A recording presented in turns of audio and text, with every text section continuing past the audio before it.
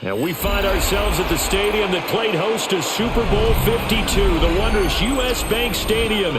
They'll put it down right at the 40, so call this a 50-yard attempt. And his kick is absolute. But that's exactly what happened. A loss resulted. Murray now going to do it himself. And he will score. Murray now. Nowhere to go here. He lost the football. And he will bring this from the right hash, and it'll be a 36-yarder. And this one is right through. MVU, most valuable unit, but you're right, it might go to the... And he'll take this one. Goal unit. And his kick is good. And high to stay in bounds and complete the catch. And a great job by our crew on the camera shot. Love when you see the grass or the field. Shedding the tackler, and it gives him some room. There he goes, left side. Touchdown, Vikings. And his kick is good. And the drive to throw now. Here's Love. And he's play, and they keep them in front. Yeah, oftentimes when we talk about the offense and the defense here, it's that third phase it looks like that's going to decide this game. Yeah, how many times have we sat in those coaches' meetings and they always talk about, well, we think special teams, that could determine the game, and we walk out, and sometimes, heck, I'll admit, I even roll my eyes. They're right. See how big that was? That just changed the complexion. So it's all over. Green Bay will be very happy that they pulled this off, but they do know.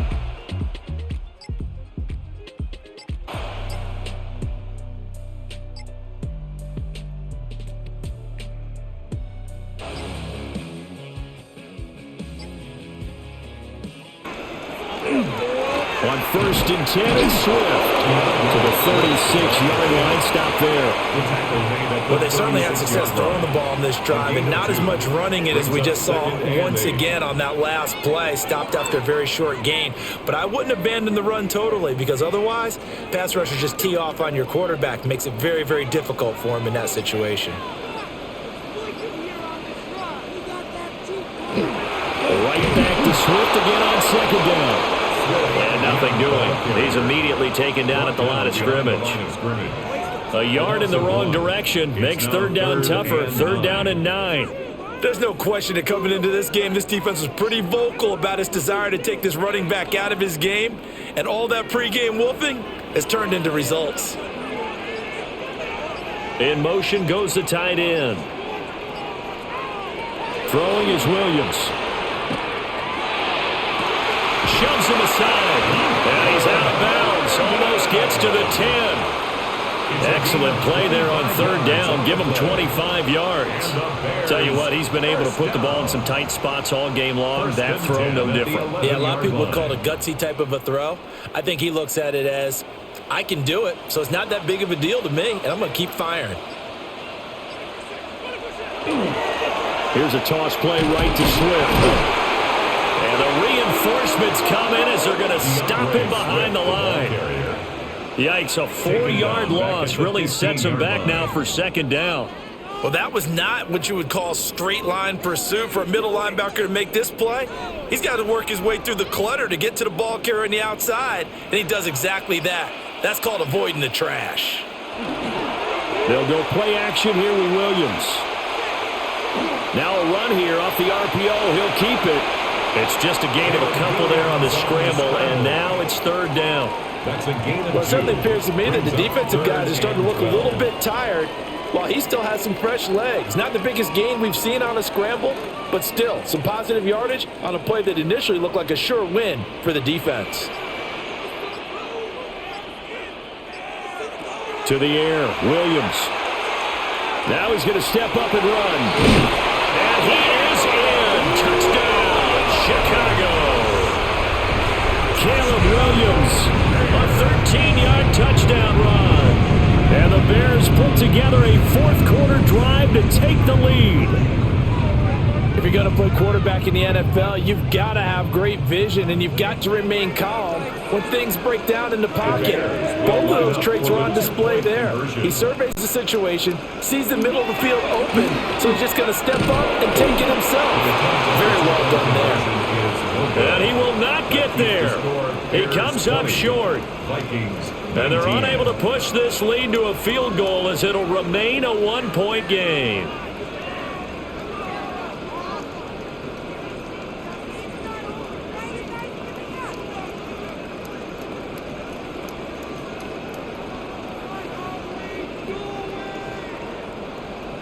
Now, after the touchdown, here's Santos to kick this one away.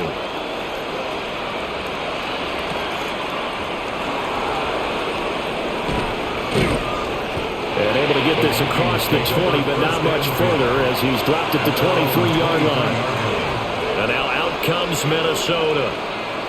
We certainly have a good one on our hands. They're trailing after that last touchdown, but now a chance for this offense to try to snag that lead right back here in the fourth quarter.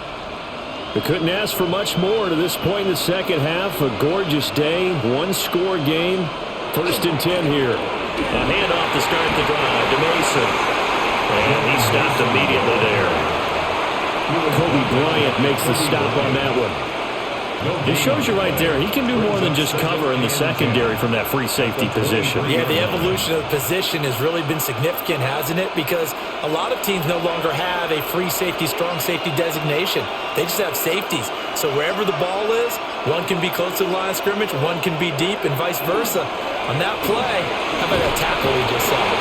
Jalen Johnson blitzing from the secondary and picking up the sack. Now Charles dealing with a 3rd and long. They'll have to try to go back to the air again and this time avoid the sack. Certainly hard to try to establish momentum when all you're doing is going backwards, not protecting the passer, and he gets dumped on his backside. And this offense on 3rd down today, 3 for 7 so far in this game. This will be 3rd and 19. And he'll just toss it away. So he throws it away, and that brings up 4th down. So many times we've seen him try to escape the pocket and do something with his legs, but in this case, the pressure was too intense and he made the wise choice to just get rid of the football and make sure no one was going to get it. Here's Johnny Hecker now as the drive goes backwards, so he's on to punt it away. Averaging 50 yards a boot so far as this one's away. So just a 3-yard return following a punt of 45. And the Bears take over. And now Chicago getting ready to go as they take the field. Their defense got the stop, forced the punt, and now you really start to monitor the clock as they nurse this slim lead. They've got good starting field position as they come up here 1st and 10 at their own 42. They'll start on the ground with Swift. And not much there at all. Maybe a yard up to the 43. And for the defense, this is a spot where you don't want to totally sell out to stop the run, but you do have a pretty good idea of what you're going to see. And that's good work right there to keep them in check on that 1st down carry. They work now on 2nd and 9. They'll stay on the ground with Swift. And he's got room. And some solid footwork there as he'll take this down to about the 38. 57 yards rushing for him now as he's done it on 19 carries. I guess he was saving his best for last, so to speak. Longest run of the day coming here in the fourth quarter right there. And that type of run makes for a better night for him and his teammates, doesn't it? To be able to produce this late in the game can lead to some big smiles and satisfaction in the locker room after this one's over. And not a whole lot of room to operate there on the 1st down run. He gets maybe 3. Well, with the fumble he had earlier, we know how key keeping the football is here. That fumble earlier probably at the forefront of his mind. Just hold on to this thing. It's also at the forefront of the mind of the guys who are trying to get the ball from him. And since they've seen him drop it on the ground before, they're doing everything possible to have him do it again. They need that turnover. Open man down the field. That's Burden. And they do get him down, but not before he's able to slip it inside the 5-yard line. Well, my dad would say sometimes, I'm just scratching my head here trying to figure out what was going on there defensively. How did you lose him in the middle of the field? If you're going to lose a receiver, make sure it's someone on the short side of things, not deep downfield, that can hurt your defense. Got a man, and he hits him in stride. And just shy of the goal line as he's out of bounds right at the 1. 3 yards is the gain that time, 2nd and goal. He's a rookie, and you don't want to get hung up on the word potential. But when you see him make catches like that, you keep thinking to yourself, he's good now. He's got a chance to be great with plenty of work. Swift. Oh, he's going absolutely nowhere as he is hit behind the line. This will be a loss of 3, and now a much tougher third down looming. Now, obviously, that's some good work there defensively, being able to stop them and bringing up a key third down.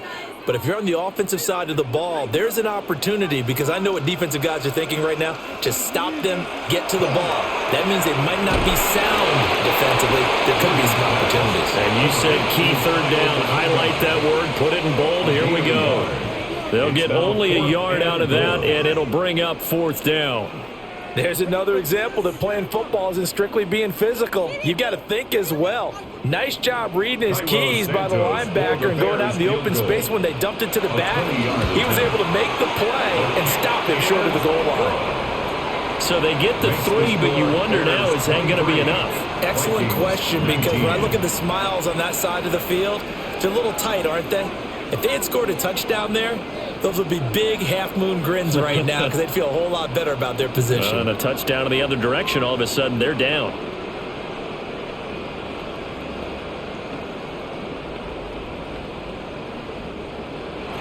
After the made field goal, Santos back out there to kick it away.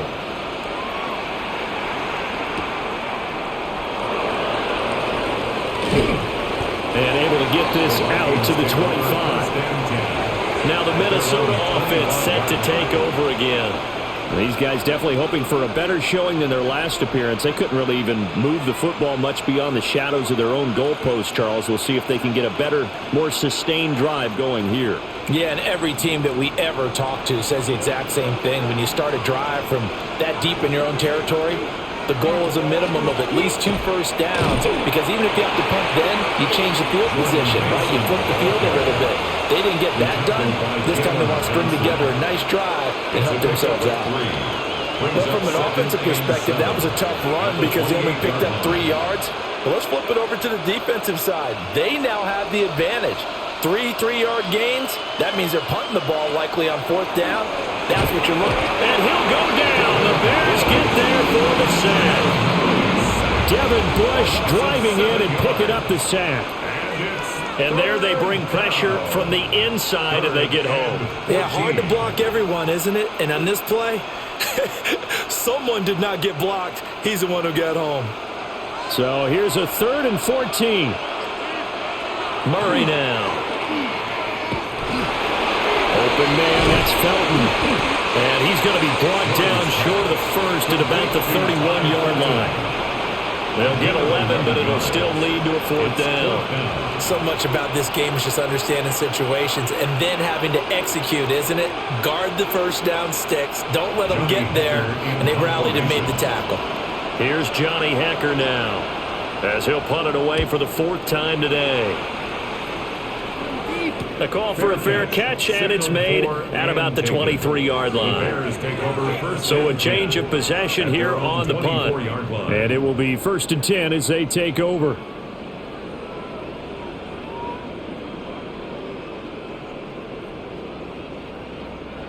Looking to put a drive together.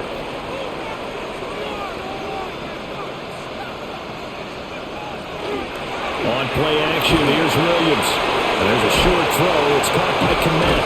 And they get him down, but not before he takes it across the 40-yard line. 17 yards on the catch and run. It's a 1st down. Well, it may seem a little unorthodox to some people. Got the lead, 4th quarter, yet he's still firing away. I think he believes that's the best way to go ahead and win the game. Yeah, a lot of coaches say, let's just run the football, be conservative. He's sticking to his game plan. No, that is his game, and that's what they're going to ride. They will run straight ahead with Swift. And now, defensively, they're going to burn their first time out. Remember, they get an extra time built in coming up here shortly at the 2-minute warning. It's 2nd and inches at the 50-yard line.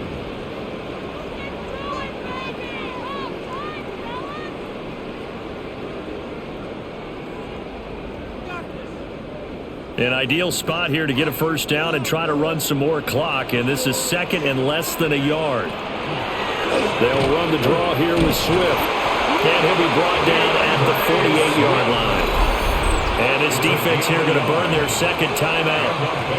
But you can also factor in another timeout that they'll get when the clock stops at the 2-minute warning.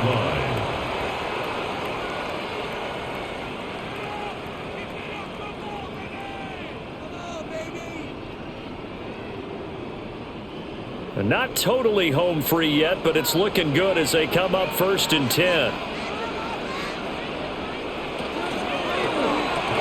And that one drops down, incomplete. Good coverage there, forced the ball free, and it's 2nd down.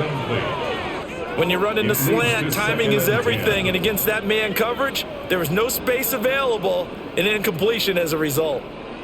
Here's 2nd and 10. Swift going to try up the middle. And now here comes the third of their timeouts defensively. So they'll be left with only the 2-minute warning to stop it from here on out. Brings up 3rd and 6.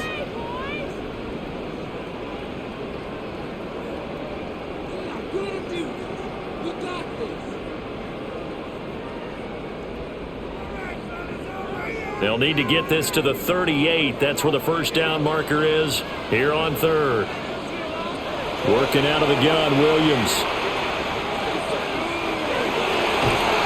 And he's going to go down. Back near midfield at the 49. And the defense coming through on 3rd down. A loss of 7 to bring up 4th. Well, collectively as a defense, Charles, I think if you get 4 sacks a game, you're feeling really good. Now they have 6 as a unit. And that type of a number is just staggering because there's so many ways to try and counteract it. But in this case, they've got no answers for this unrelenting pressure coming at their quarterback. Here comes the Bears punter now as he'll kick it away for the 2nd time.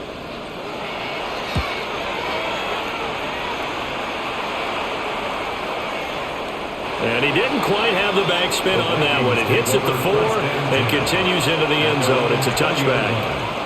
So all eyes on this Vikings offense. Down by 4. 1:54 on the clock.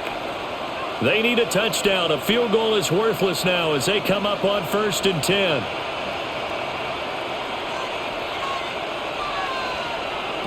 Now Murray. That's caught by Addison. Complete to Jordan Addison. Out of bounds at the 21-yard line. A gain of a yard. Brings up 2nd and 9. They'll come up now. 2nd and 9. Back to throw. Murray. On the throw, led him too much that time. It's incomplete. He was unable to complete it there, and just not the game that you would expect from him. He's been off the mark really start to finish. It makes you wonder what exactly is going on. Is he a little bit dinged up here, or is it just off just by a bit?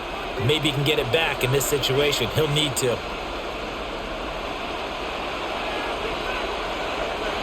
To throw is Murray. Now he'll tuck this and run. And they're able to get this one across the 35. So there you go. Save your best scramble of the day for a big-time situation in the 4th quarter, picking up the 1st. You don't want to use it up early, right? You want to make sure you save it for that exact moment, that key time. And that's what he did, although you and I both know it wasn't planned that way. But what a nice job using his eyes, scanning the field, and realizing when it was time to exit the pocket and go. Now that play is blown up, losing yardage back at the 35. No timeout. You got to go quick here.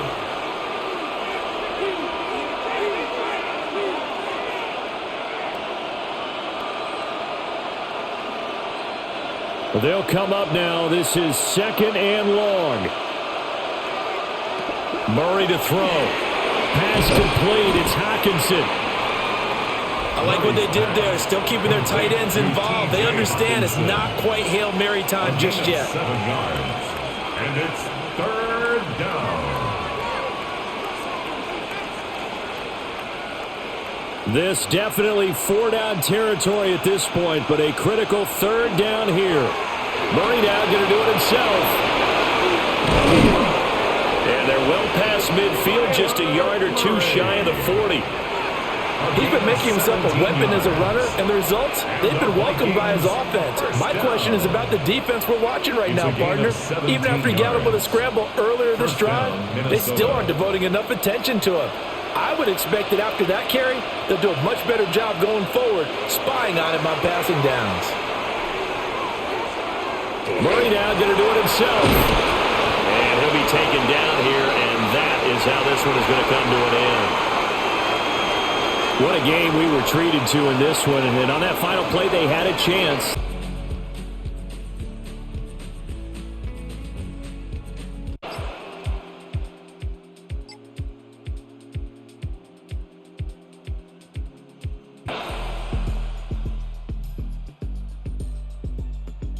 Who will get to the QB and make sure he gets on the ground. In a run blitz, you're actually trying to cover up gaps, trying to cover up holes so they can't run the football.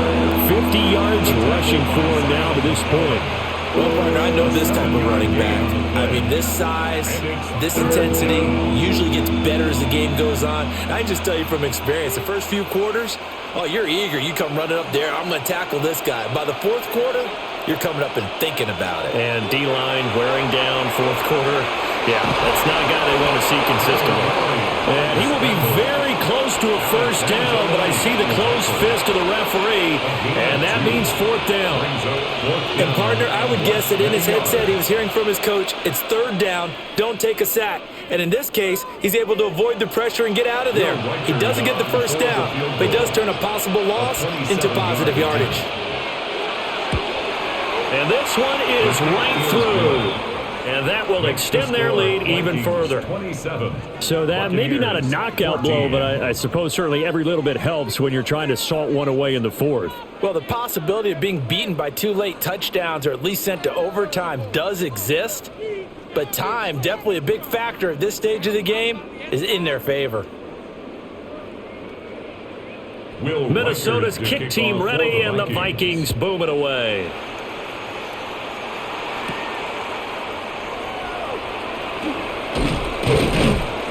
And he won't quite make it to the 25. And Tampa Bay trots out there now.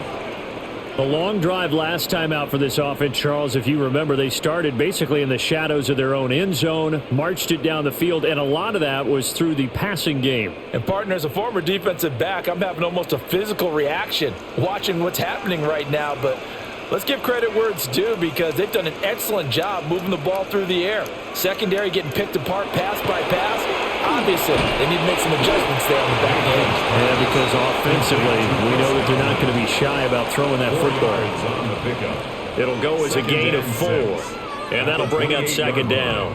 Fourth quarter, every drive's so critical, and you figure may only get one more shot after this, so a touchdown's imperative on this drive. It is, but you also have to think to yourself in play calling, don't hold anything back. Don't save it for the second touchdown. You got the first one for the second one to even matter.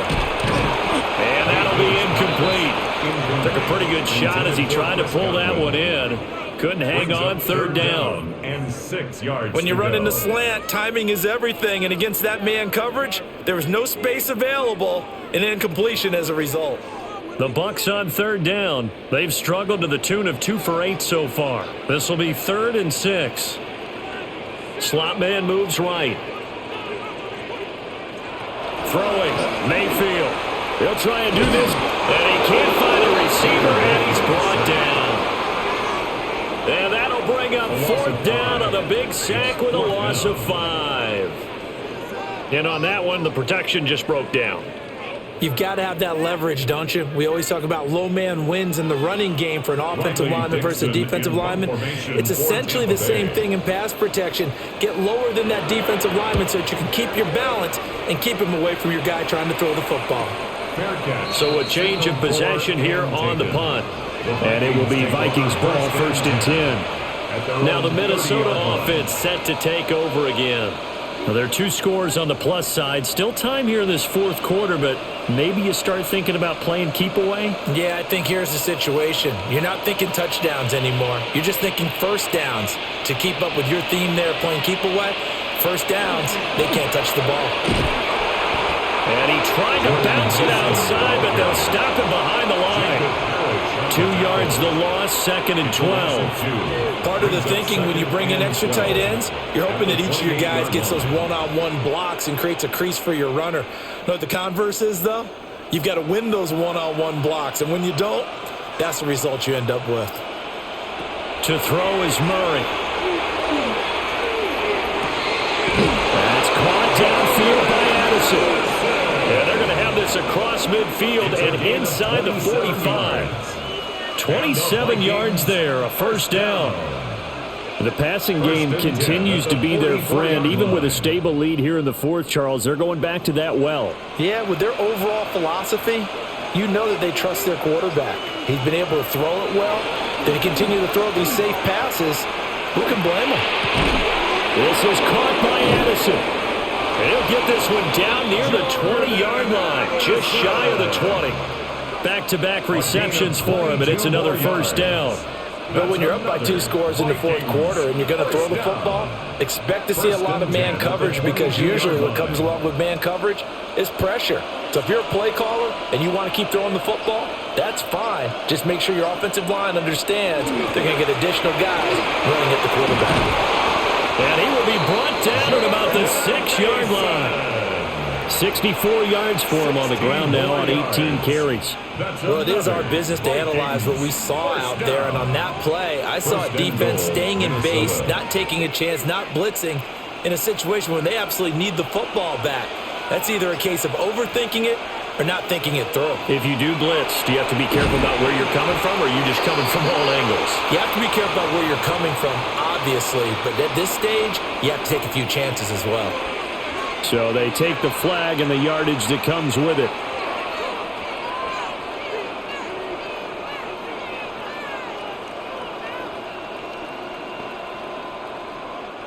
So now from half the distance closer, here's 1st and goal. They run it with Mason. And he will take this one into the end zone for a Viking. About to wrap this thing up.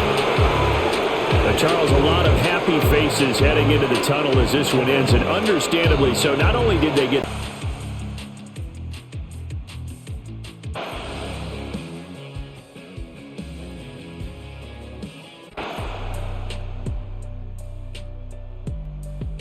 at an important 3rd down. Willis looking to throw it. And that is incomplete. Going for the knockout blow right there. I think if I'm up 2 scores, I'd be worried about an interception. But playing this way is what got them this lead. So you may as well ride it out to the end. Here's Bradley Pinion now, as he'll kick it away for the 2nd time.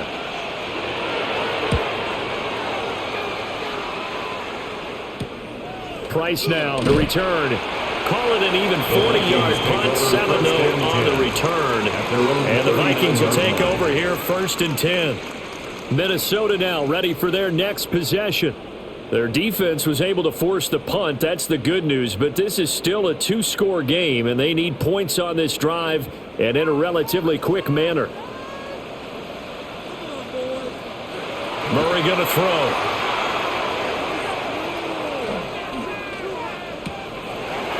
He gets it to Addison. And they got it well across midfield down to the 40 before it's all said and done. And a nice gain of 21 yards. First down. All right, this is the time of the game where they're down a couple scores, and they've really got to get some yards in chunks, and they know the defense doesn't want to give those up, but they've got to find a way to take them anyway. Now the question is, can they string a few of those together?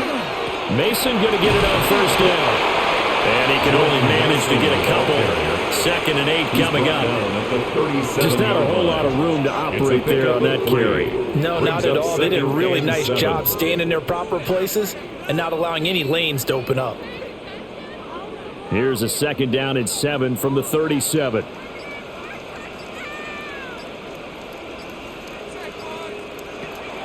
Play action. Now it's Murray.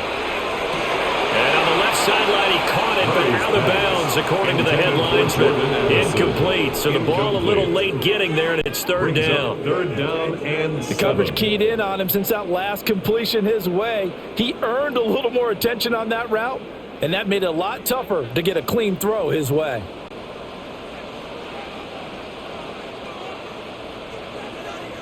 Out of the gun, here's Murray.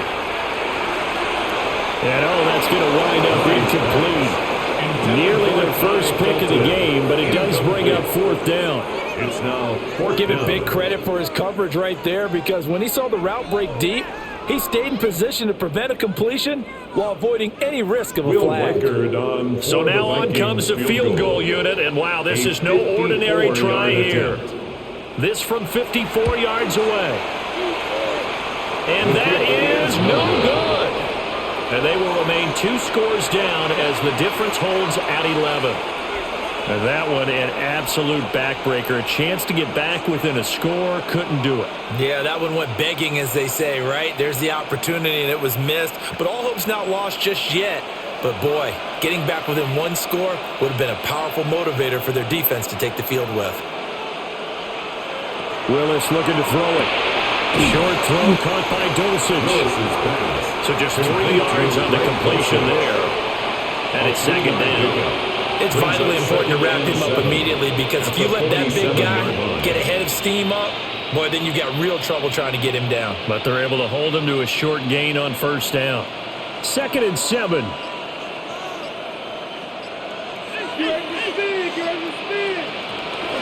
Out of the gun, here's a give to Achane. And he's fortunate to get anything from that. Give him a yard up to the 49. The completion on first didn't get much, and now the run on second doesn't get a whole lot either. Well, if you're a good play caller, you've already looked ahead and anticipated this type of situation. Already down in his play sheet, trying to dial up a big third down play.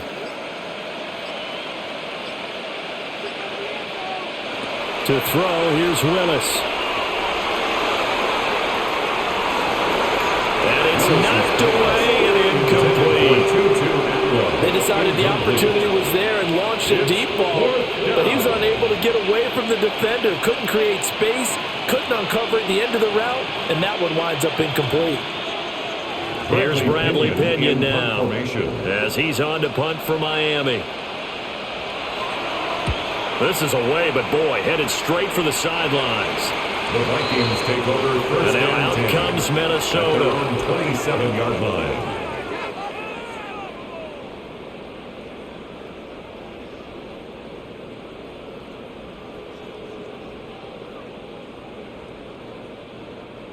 Looking to put a drive together.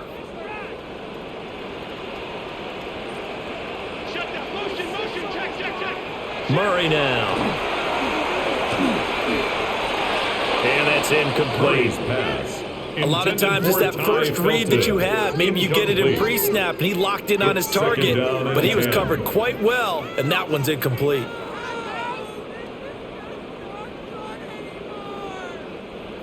Second and 10.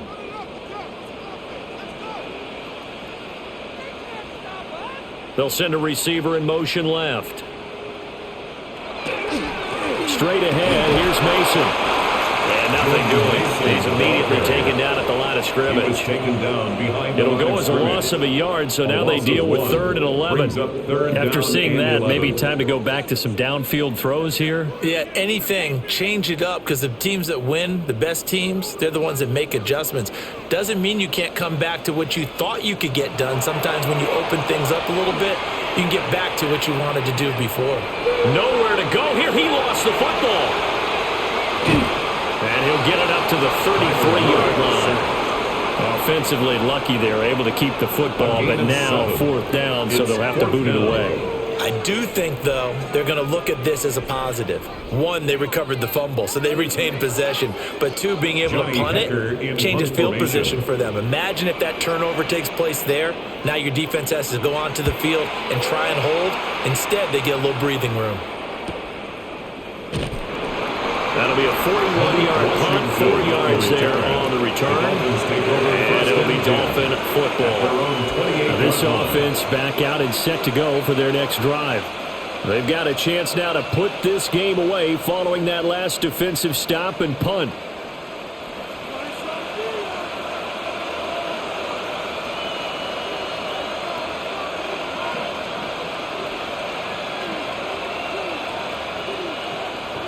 Willis. And that is incomplete. He couldn't hold on through the contact. Brings up second down. Let's phrase this delicately, okay? Might have had a better option instead of throwing the football into double coverage. He was blanketed. I was surprised that he went his direction. Yeah, should have thought maybe about the check down. Take the completion, keep moving.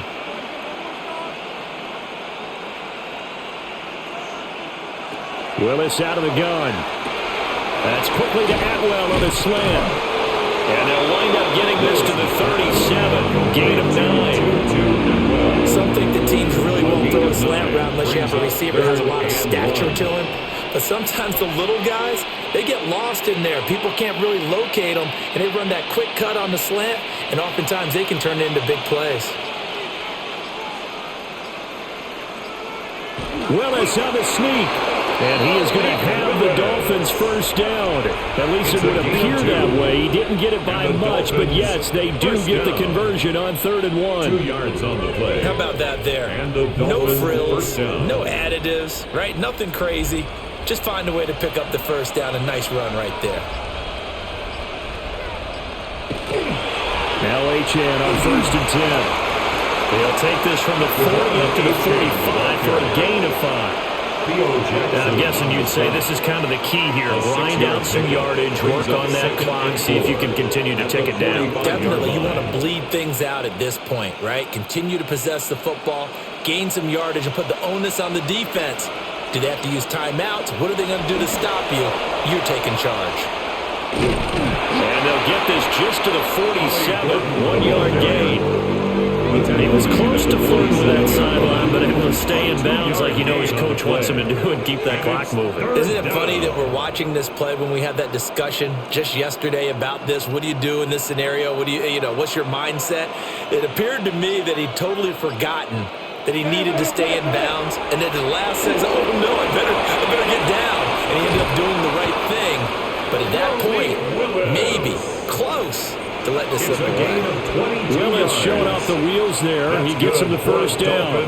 Now that's a killer because you think you've got it absolutely covered, and then he hot-foots it out of there and picks up a first down. Drives you crazy as a defense. Looked like, you're exactly right. Looked like a for-sure stop on 3rd, and then the tables turned. Now Gordon on 1st down. And he will lose yardage back to the 34-yard line. Call it a full 3 yards in the wrong direction there. Brings up 2nd down. How about the job there on the outside? Shed the wide receiver and was able to make the tackle on the perimeter. This drive's taken more than 3 minutes off the clock already as they come up on 2nd down. Play fake. Here's Willis. Got it to Bell on the out route. What I love about watching the passing game nowadays is the one-dimensional receiver is really starting to lead the game. You've got to be able to do it all. Of course, you got to run fast. Of course, you got to catch the ball. But route running savvy and toughness, there's a premium for all of that now. Well, this drive, they're 2 for 2 on 3rd down conversions, but they need 7 yards here. Pressure applied, and he's going to be taken down. They sack him back at the 33-yard line. Call it a loss of 4 there on the sack. And speaking of the number 4, it brings up 4th down now. Now Zane Gonzalez for the field goal try. They'll put it down right at the 40, so call this a 50-yard attempt. Gonzalez's kick is good, and the Dolphins will add on to their lead. So they settle for just the 3, but clearly right now anything helps trying to salt this one away in the 4th. Without a doubt, obviously a touchdown probably would have been the final nail to finish this thing off, but they still ate up time, got points. So while it's not mission accomplished, it's darn close.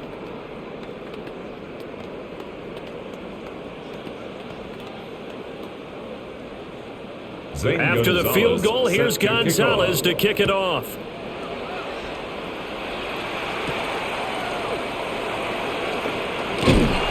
And a decent return out to the 27-yard line. Now a stoppage here as it looks like we've got a Dolphin shaking up on the play. While they come out and take a look at him, we will step aside for just a moment. Now the Vikings offense gets set to take over here. Defense got the better of them last series, forcing a punt. See if they make a few changes in the game plan here and try to get points out of this drive. 1st and 10. Looking to put a drive together.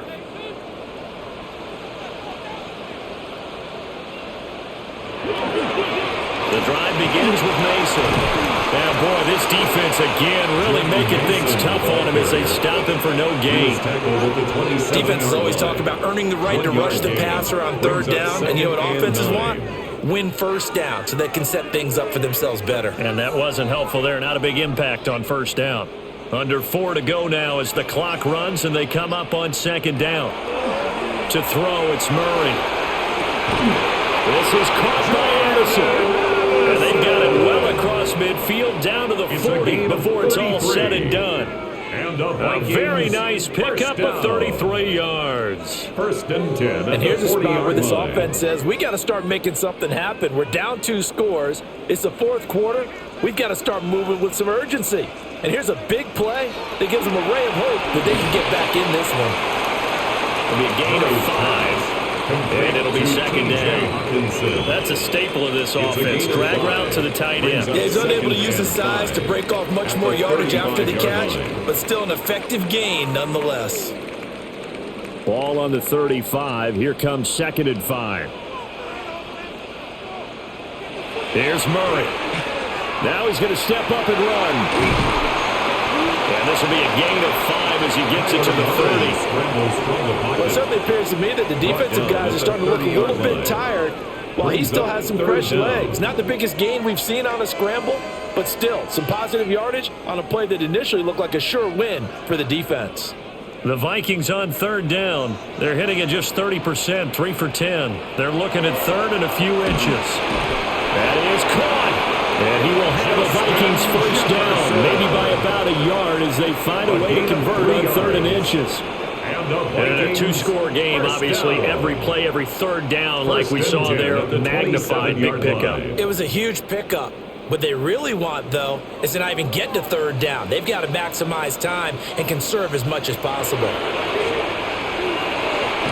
And this one right back into the hands of Jefferson. Complete to Justin Jefferson. A gain of 5 brings up 2nd and 5 at the Dolphins' 22-yard line.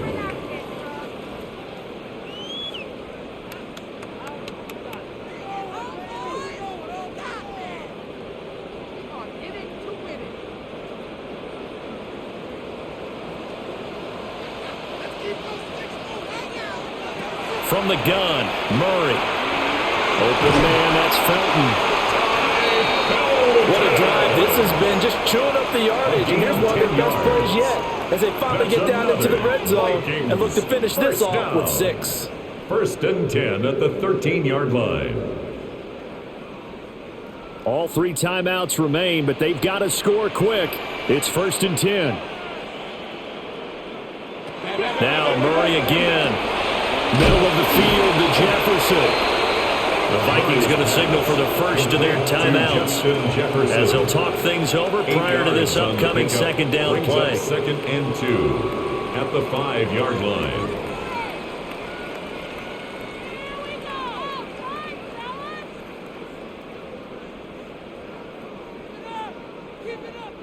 They come up now on 2nd and 2.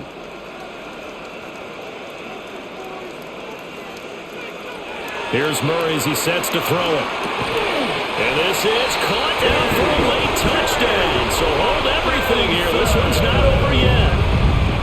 Okay, game on. Don't go anywhere yet. You got a 1-score game now. Probably going to rely on the onside kick coming up. Yeah, they have to. It's not a high percentage play, but it's better than not having a chance at all. And that's when you put your leapers and your flyers on one side, get that high hop, and hope that one of the guys can come up with it. And on the other side, get that hands team ready. No doubt about it. They're going to try and run. And he is not going to get in here. So the decision to go for 2 does not pay off as they're unable to cut any further into their deficit.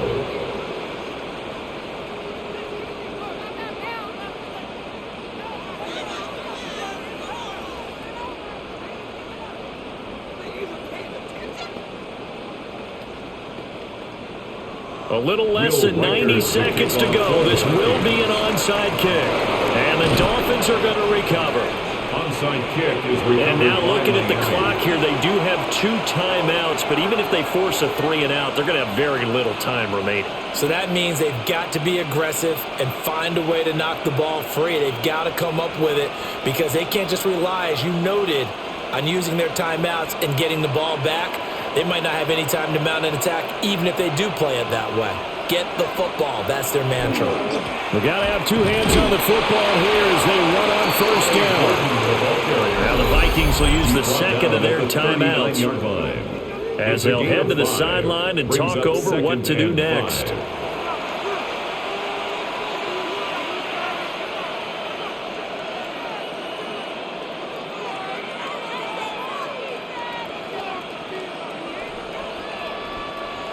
Here's a 2nd and 5.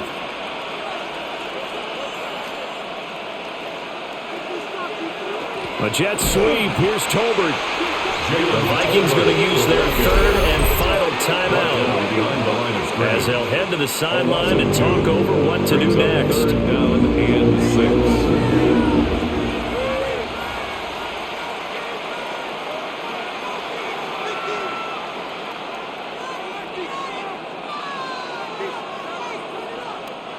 The first down line at the 34 here on 3rd down.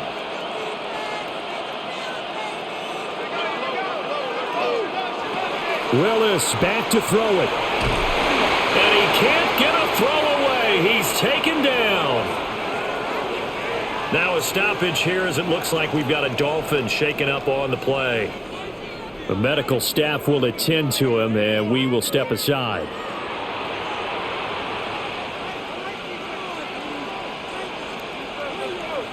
Here's Bradley Pinion now as he'll punt it away for the 4th time today.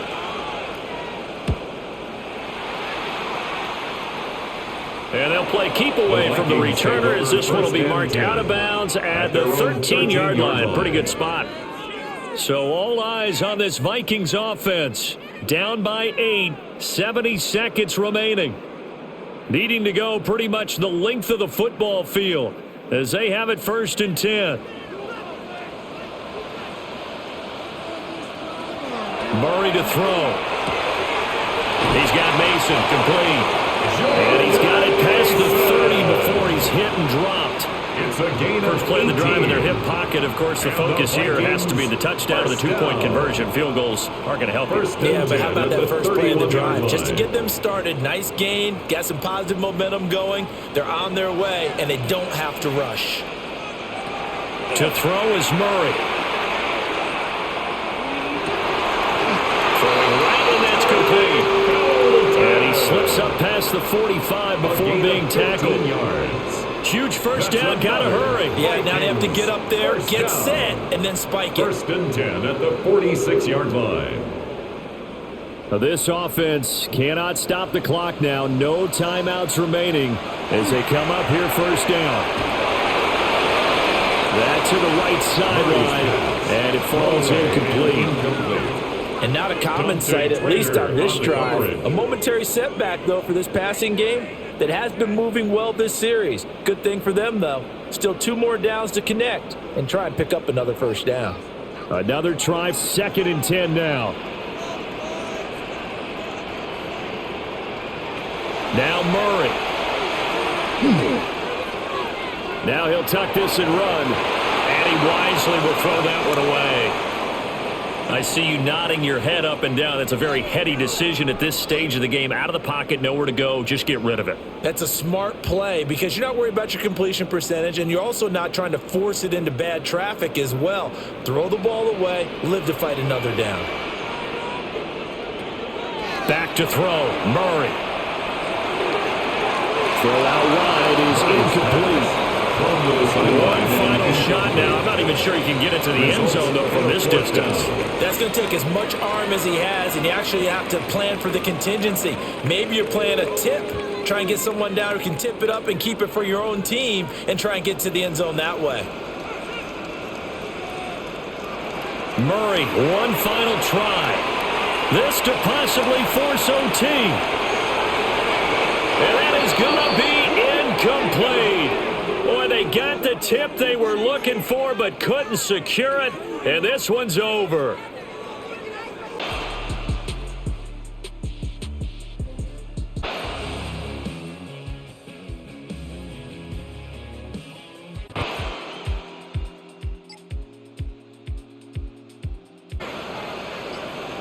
Here's Shuck.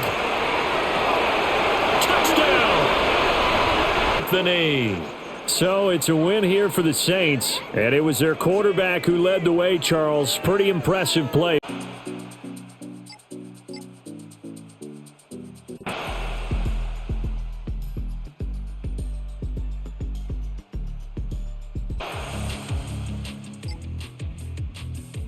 Down, and they're really starting to take over in this game. Now Jones. Finding Pierce on a crossing route. And he takes this one in for a Colts touchdown. Alec Pierce, an 18-yard touchdown grab. And the Colts have opened up a 2-touchdown lead here in this fourth quarter.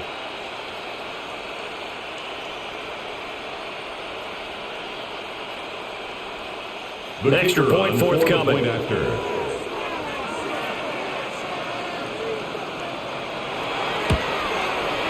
And the lead is up to 14. Makes the score Colts 20, Vikings 6.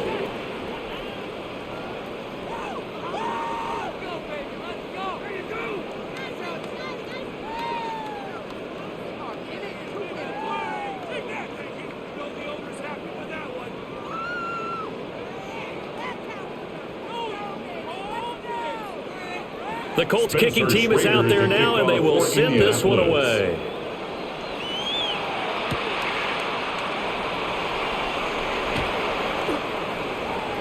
The Vikings take over. And now out comes Minnesota. At their own 29-yard And tough to line. win games if you're going field goal, field goal, field goal here. They got field goal last time. Now they'll be looking for a touchdown. They're looking for the big chunk now because, as you noted, the field goal way of doing it makes it that much harder and puts more pressure on every possession for you now.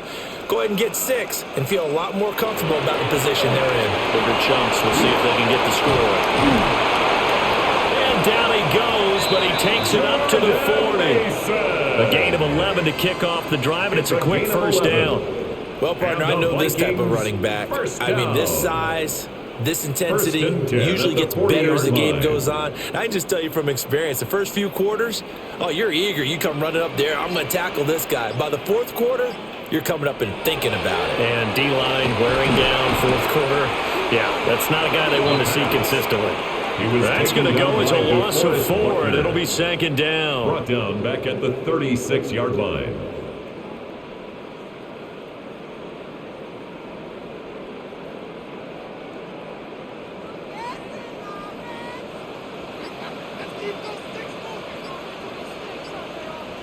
Here's Murray as he sets to throw it. And that's caught inside the 30. And he goes down, but not before getting this inside the 25. A big play there for Minnesota. And even 40 yards. And here's a spot where this offense says, we got to start making something happen. We're down 2 scores. It's the fourth quarter. We've got to start moving with some urgency. And here's a big play that gives them a ray of hope that they can get back in this one. And he'll manage to pick up about 4 at second down. And that's exactly what you want on a first down run. Pick up 5 yards, bring up second and 5. The defensive line, though, they've got to figure out a way to out-leverage the guys up front because the offensive line is winning at the point of attack. Now second and 5. Jefferson going to go in motion right. Murray now to throw. Complete. Jefferson the target. And he will lose yardage here back at the 23-yard line. So that'll go as a 4-yard loss on the play. And that's going to set up a tough 3rd and 9. They'll come to the line here needing 9 yards to pick up the first. Out of the gun, here's Murray. And this one dropped in the end zone. Looked like a touchdown, but not to be, and now it's 4th down. When you're leading in the final quarter, your radar has to be up for any potential deep shots. And probably not the last one they're going to see in this game, not as long as they hold this lead. A 40-yard attempt. And his kick is indeed good. And that will get the disadvantage now back down to 11. So he remains perfect, 3 for 3 in the field goal department. And it's so important for any offense to have an ace like him up their sleeve, isn't it? Because now you know what his range is, and as soon as your offense gets there, you're pretty much counting on 3 points going up on the board.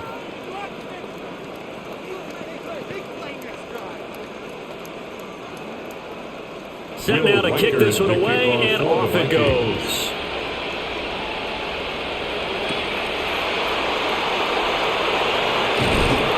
And he'll be tackled just shy of the 25. The Colts set to take over here offensively.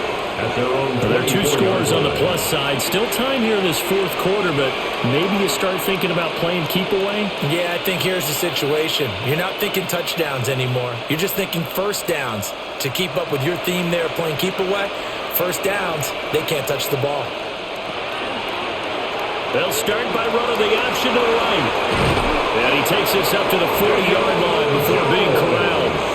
That's a good way to start the drive, 17 yards and a first down. That's good. Well, he is certainly dangerous when he spots a lane, and he keeps it himself there and worked out well. How about the moving parts on a play like this? You know you have to practice it over and over because it's almost like a ballet that has to be choreographed. But how about once he made the decision to go, he committed to it and went. Let's face it, most teams are going to defend the running back much more than the quarterback on that type of a play. And he has a big gain inside the 40 before being dropped. 22 more yards there and another first down. Well, that should be a reminder defensively, and I think it's a reminder to myself because you just can't sell out to stop the run. There's still enough time that this offense can move the football through the air, even on 1st and 2nd downs, and they obviously picked the right spot to throw the ball there. And they'll let the quarterback keep it here on 1st and 10. It'll be a pickup of 5 on the keeper. It's 2nd down. Now that's what he can do when he keeps the football. It's not a huge gain, but it shows how hard it can be to stop him. Yeah, and I thought the defense had that one pretty well contained, and in fact, they probably came up and felt pretty good about what they did. Then they looked up and realized he still got good yardage out of it. He's a tough guy to stop. Up the middle, here's Taylor. And some strong running there as he's down just shy of the 20 on the edge of the red zone. 69 yards rushing on 12 carries for him now. And I'm guessing you'd say this is kind of the key here. Grind out some yardage, work on that clock, see if you can continue to tick it down. Definitely, you want to bleed things out at this point, right? Continue to possess the football, gain some yardage, and put the onus on the defense. Do they have to use timeouts? What are they going to do to stop you? You're taking charge. And a missed tackle there as he pushes forward for a gain of 4. Starting to become a tough spot for this defense. You're down 4th quarter, looking a little fatigued maybe on that side of the ball. Partner, we've seen this before, haven't we? Because every coach we've ever talked to says body language is important. And now you're seeing guys with their hands on their hips, they're bent over, hands on their knees. And the offensive guys are just saying, let's just keep running it out. And we've got them now. It's a nice pickup of 12 yards, and it gives them a 1st and goal. How about this offensive line? They're really starting to establish themselves, take over this game. And before the series began, I know exactly what we said in the defensive huddle. Guys, we got to get no less than a 3-and-out. Let's get off the field. Instead, they can't find any traction towards doing that. And he's into the end zone. Touchdown, Indianapolis. Well, this was a really nice display, Charles, of complimentary football, especially how much they were humming.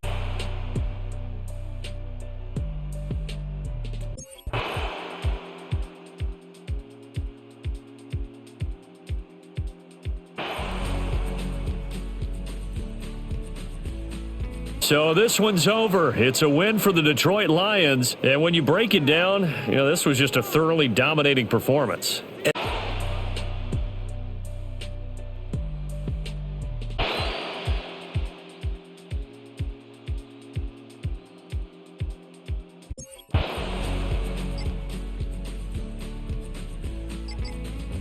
Abilities that allows that guy in the middle to do his job, which is search and destroy. Got an open man. It's Josh Palmer. So the completion results there in 9 yards. And 3rd and 1 now.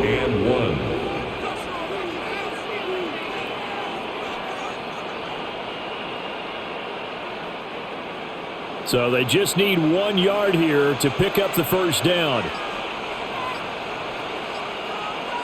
Allen now on the sneak. Only a few inches needed on the sneak. He didn't get it, and now it's 4th down. Well, that play seemed well scouted defensively. They collapsed everything inside. Nowhere to go on the quarterback sneak. Now it's going to bring up 4th down.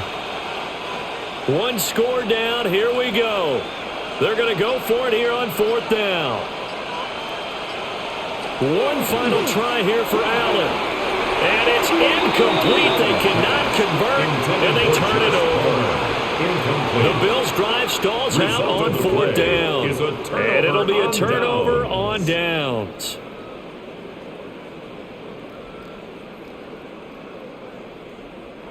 Looking to put a drive together.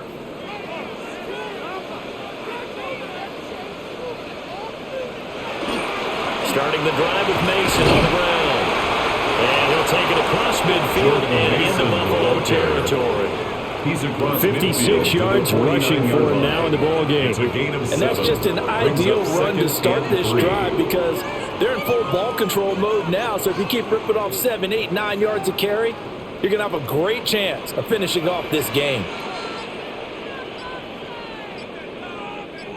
On the ground again, it's Mason. Now they nearly sprung him that time as he takes us all the way down to the 37. 12 yards there, 1st down Vikings. Now I'm guessing you'd say this is kind of the key here. Grind out some yardage, work on that clock, see if you can continue to tick it down. Definitely, you want to bleed things out at this point, right? Continue to possess the football, gain some yardage, and put the onus on the defense. Do they have to use timeouts? What are they going to do to stop you? You're taking charge. No dice this go-around. He's hit behind the line and taken down. Call it a full 3 yards in the wrong direction there. Brings up 2nd down. We knew both of these safeties were good in run support, but how about the play we just saw there? How about that closing speed? Able to get to the outside part of the field and turn that play into a loss. Jefferson going to go in motion right. And now Murray's going to set up the throw. And they take him down. The Bills get to him. Ed Oliver. A loss of 2 yards. He's the culprit, dropping him for a 2-yard loss. The defense, they brought the house. That O-line, they were overwhelmed. To put it mildly, because they didn't have enough bodies to block all the guys that came at them. Their best move, how they would have been better served, just turn around and yell, "Look out!" because here they come.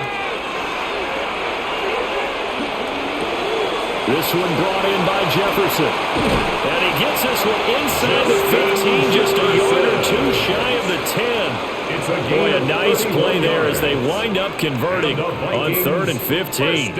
It's not a surprise when you read scouting reports and watch tape because you know he's a heck of a player. But he is so difficult to get down in the open field. They just want to get him the ball and let him do his thing. Jefferson going to go in motion right. They'll fake it on the jet sweep, and instead a handoff up the middle. Officially, it's a 1-yard loss. That's going to bring up 2nd and 11. They have 3 tight ends in that formation. That's almost a universal sign that they're planning to run the football. But how about the defense there? They met force with force and caused a stack up behind the line of scrimmage and threw him for a loss. Murray now.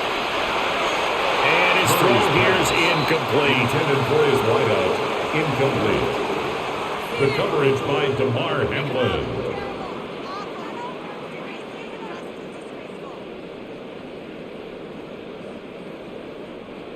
A long way to go here on 3rd down for the 8th play of the drive. To throw is Murray.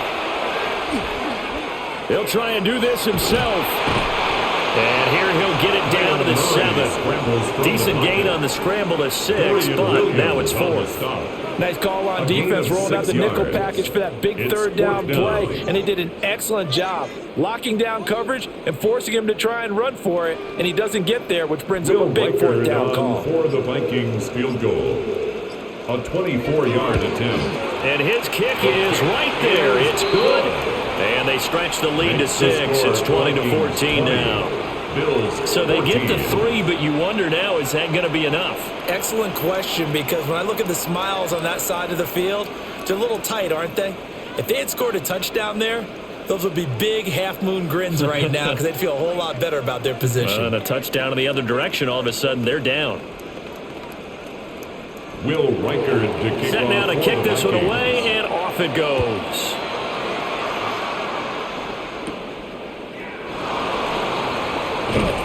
And he takes this near the 25. Just a little pass there. Called it the 26.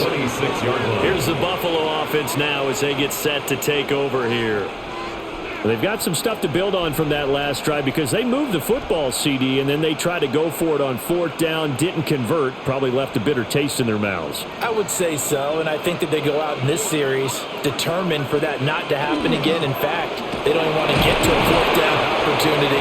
They just want to make sure they get it done within the parameters that they've set for themselves. Run their offense, get it into the end zone. Yeah, I think a little bit of determination and a dash of anger.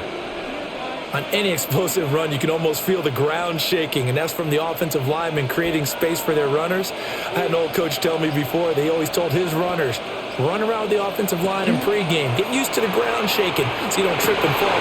Trying to fit it into Moore, but it's intercepted. And he's able to get it back to the 41-yard line. Allen's pass intercepted. The Vikings take over. After the turnover, here's Murray. 41-yard line. And he finds a man on a crossing route. And down to the 20 he'll go before heading out of bounds. First down. And a nice gain of 21 yards. At the 20-yard line. Well, how about this aggressive approach? Got the lead, 4th quarter, continuing to throw the football. Are you thinking about Super Bowl 51? Atlanta had the lead against New England, and they ended up giving it up? I was going to say don't say it, but you did say it. I did, didn't I? Yeah, and he's going to go down. Back at the 27-yard line, he's sacked. A loss of 7. Dropped for a loss of 7 by multiple defenders. Now, that was just absolute perfect man coverage. Nowhere for them to go with the football. Led to a sack, and that's really difficult to do in today's NFL with all these gazelles running around that you're trying to cover in the secondary. Throwing on 2nd and long. Murray. Under pressure, and they got to him again. That time, multiple defenders getting pressure, and it's a loss of 6. This is a little hard for me to compute because I'm watching sack after sack happen, but somehow they're still behind in the game.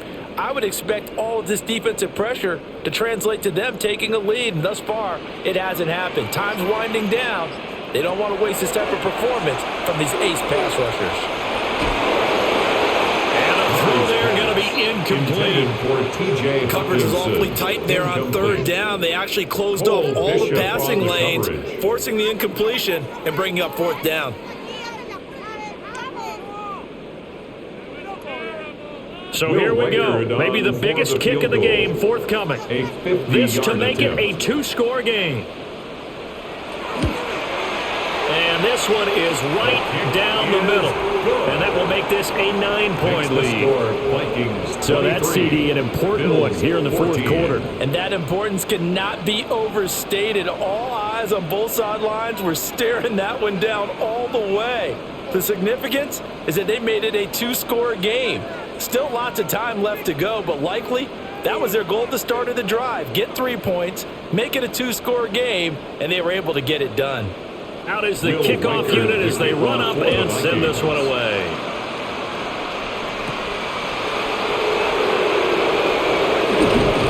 And they will wrangle him down a couple yards shy of the 30. The Bills getting set to go. A tougher task for them now. That turnover on their last possession led to the field goal, meaning that they have to now try to erase a 2-score deficit here in the 4th. Allen and the Bills now with a 1st and 10 at their own 28-yard line.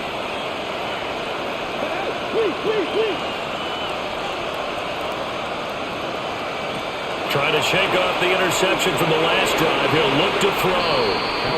Josh Palmer, the intended target. And that'll bring up 2nd down. Got an open man that time, but ended up putting a little too much heat on it, don't you think, partner? Absolutely. Just needed a touch more air under it. Instead, he fired an absolute bullet. Here's 2nd and 10. On play action, Allen. He'll find more on the comeback route. And brought down, but not before reaching the 45-yard line. His 5th catch tonight, and it's good for a 1st down. All right, this is the time of the game where they're down a couple of scores, and they've really got to get some yards in chunks, and they know the defense doesn't want to give those up, but they've got to find a way to take them anyway. Now the question is, can they string a few of those together? And he'll take this ahead for about 4. 2nd down coming up. And that was a quality play to start a new set of downs. That was simply an offensive line winning the battle up front and winning it in a big way and giving their guy in the backfield a nice lane to hit. Now a 2nd and 6.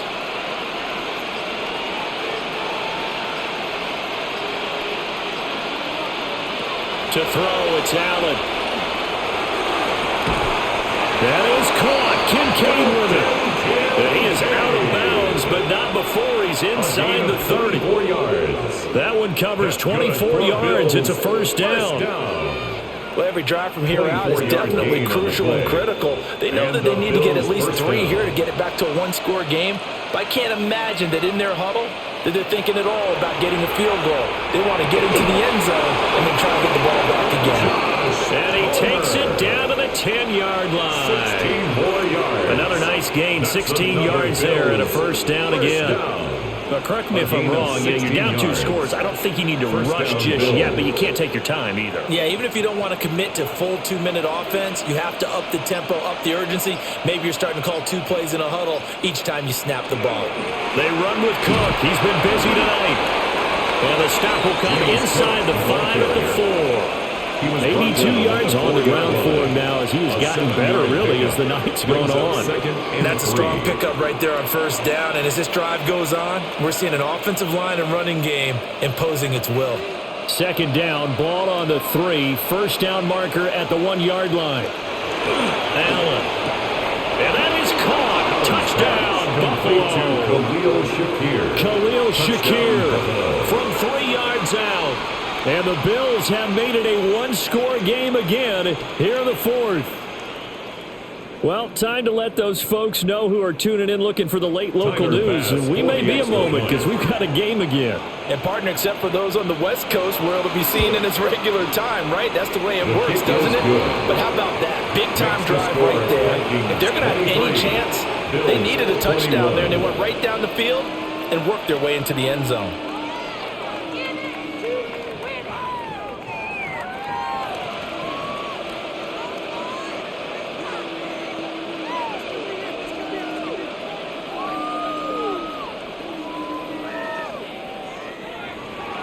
After the touchdown, Bass to kick it away.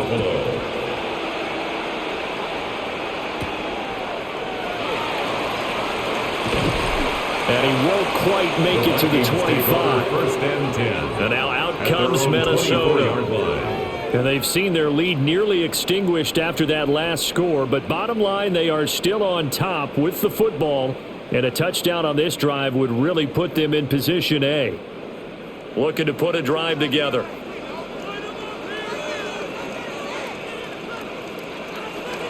Play action. Now it's Murray. And the Bills are going to get him as he goes down. Taken down for the 5th time this game. Multiple defenders there to get him. Well, partner, I would say just avoid play action. But that's not just been the problem. This defense, they've been getting pressure on all types of pass plays and really piling up the sacks in this contest. Clock continuing to run. They'll probably wind this all the way before snapping it on 2nd down. Throwing now is Murray. And incomplete. This a very important drive, and that incompletion leads to a very important third down here if they're going to try and get the football back. Yeah, getting it back, absolutely crucial to their chances to try and win this game. I would expect a lot of pressure here. They can't afford to let them continue to get first downs and eat away at the clock. Now on 3rd and long, they'll look to throw. And that nearly the pick that they needed. He couldn't pull it in, though, and it's 4th down. And sensing the momentum maybe changing here a little bit, Charles. Yeah, this defense is going to get off the field quickly, and their offense got them a touchdown last time they had the ball, so they should get another shot. Here's Johnny Hacker now as the drive goes backwards, so he's on to punt it away. Averaging over 50 yards a punt so far as this one's away. Here's Hardman to return. They'll call this a 41-yard punt, 7 on the return. And the Bills will take over the football with a 1st and 10. Allen and the Bills now down by 2. 2:09 to play. They'll have one play, maybe two, before the 2-minute warning as they've got a first down. They start the drive with Cook. And good work there in open space. And he's got this all the way down now to the 32. 19 yards. And the Bills first down. 1st and 10 at the 32-yard line.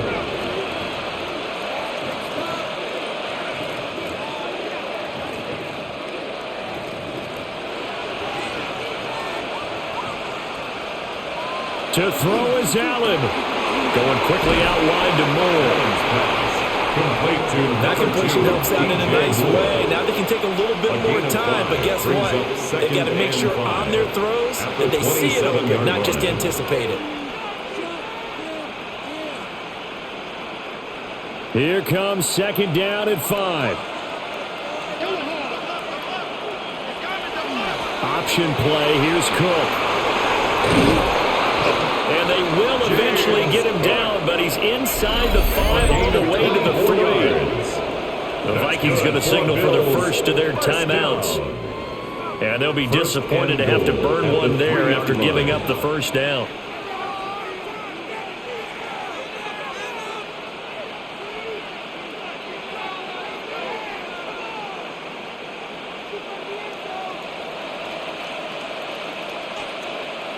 Here's Allen. And this is caught for Bills touchdown. DJ Moore with his 2nd touchdown of the night. And the Bills have moved out in front here in the 4th quarter. And touchdown, and congratulations, and 0 relaxation ahead of them, right? Way too much time on the clock for them to start celebrating. Yeah, part 1 is done, but now on the sideline, you can already see them scrambling down there. They're getting those defensive guys ready. Yes, you have to get those guys ready, and you also have to talk to your special teams guys. Make sure the kickoff is exactly what you want and cover it well.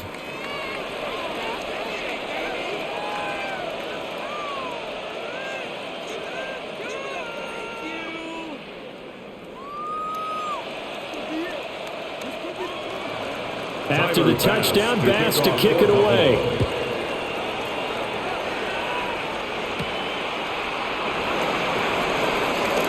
Oh, a good return up past the 30. And they'll have very good starting field position as he's up just shy of the 40. So now it's the Vikings' turn, trailing by 5. A little over 80 ticks to go. They need a touchdown. A field goal is worthless now as they come up on 1st and 10.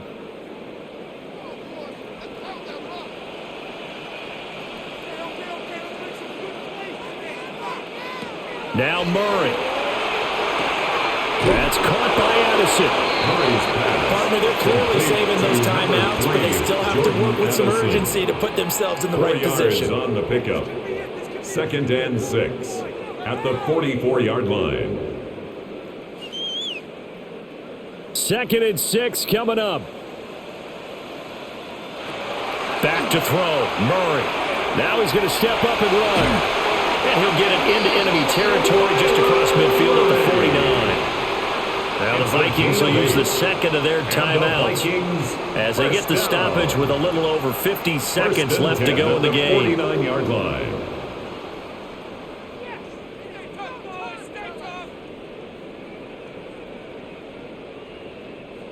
Final minute, one timeout remaining. 1st and 10. To throw is Murray. That's caught downfield by Addison. And he goes down, but not before getting this inside the 25. A gain of 24 Hey, you got your first yards. down. Get up to the line of scrimmage That's and spike it. another Vikings first down. 1st and 10 at the 24-yard line. This is 1st and 10. Murray to throw. Oh, he's got a man wide open, complete. The Vikings going to use their 3rd and final timeout First down. as they stop it with 22 ticks to go in the 4th.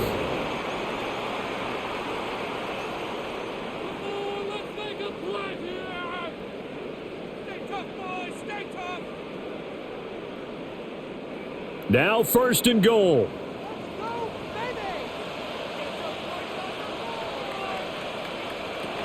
He's back to throw. And he's got it. It's caught for a touchdown.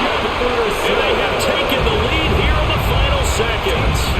And now remember, all touchdowns are reviewed. And in a tight game like this, they're going to take a good long look at it.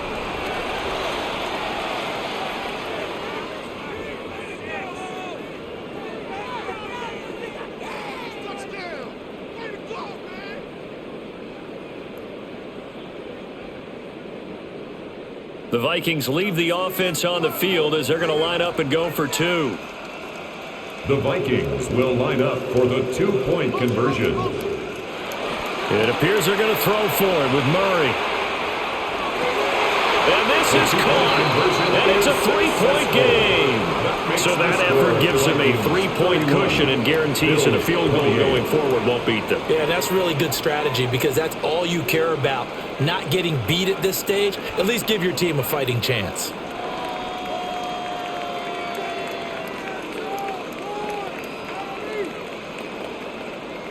Will Reichard to kick Minnesota's off for the kick team Vikings. ready, and the Vikings boom it away. And with time a factor here late, he'll just take a knee, and they'll start things out at the 25. The Bills ready to take over. 35-yard line. And the points, they have come fast and furious in this quarter. You really don't want to be on the defensive side of the ball right now, do you? Because you're either thinking, my replacement may get an opportunity.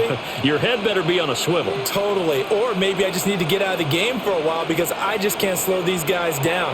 They've got to figure out a way to disrupt these offenses. And typically, one guy makes a big play, and that can help change things. They'll be looking for disruption on both sides right now. Brings up 2nd and 2 at the 43-yard line.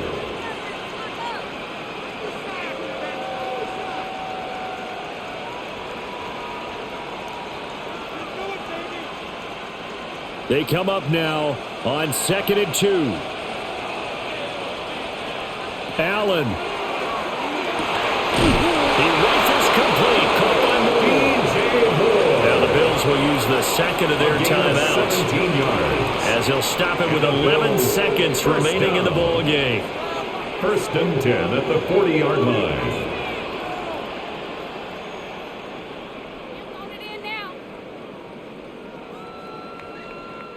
Well, this offense still has the one timeout here, remember. 1st and 10.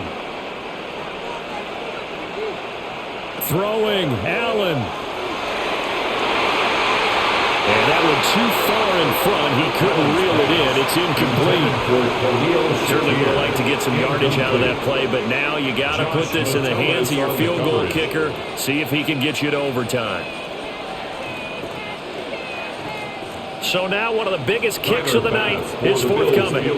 This to potentially send us to overtime. And this is good from 57 yards out. That was bombs away right there. And they will tie this game here in the final seconds. So they hadn't called on him at all until this point, but he comes through here and buries one from long range. Yeah, that's awfully impressive because usually kickers like to get that first one out of their system in the first quarter, sort of get them into the flow of the game, but to come in this late and knock it down from long distance, give him a lot of credit. So overtime on the horizon, barring a wild finish here as the kick's away. Minnesota now ready for their next possession. Tie game, and barring something incredible here, we're likely headed to overtime. What I would do is either hand it off inside or more likely I'd take a knee and let the clock run out. Because if I'm back there trying to throw and a sack happens, the ball comes free, I can lose the game here. If I get to overtime, I can still win it. Here's Murray as he sets to throw it. His throw incomplete. And we've got free football. 4 quarters done, and we're dead even. We'll have overtime after this timeout.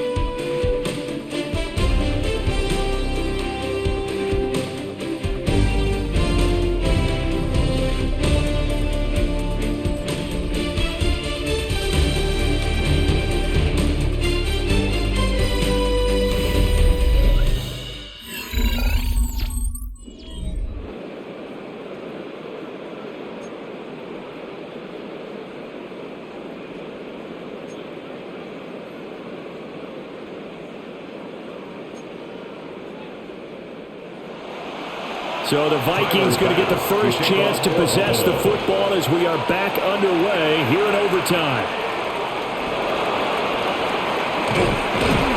And a good return as he'll be stopped just shy of the 30-yard line. Minnesota's offense takes over possession.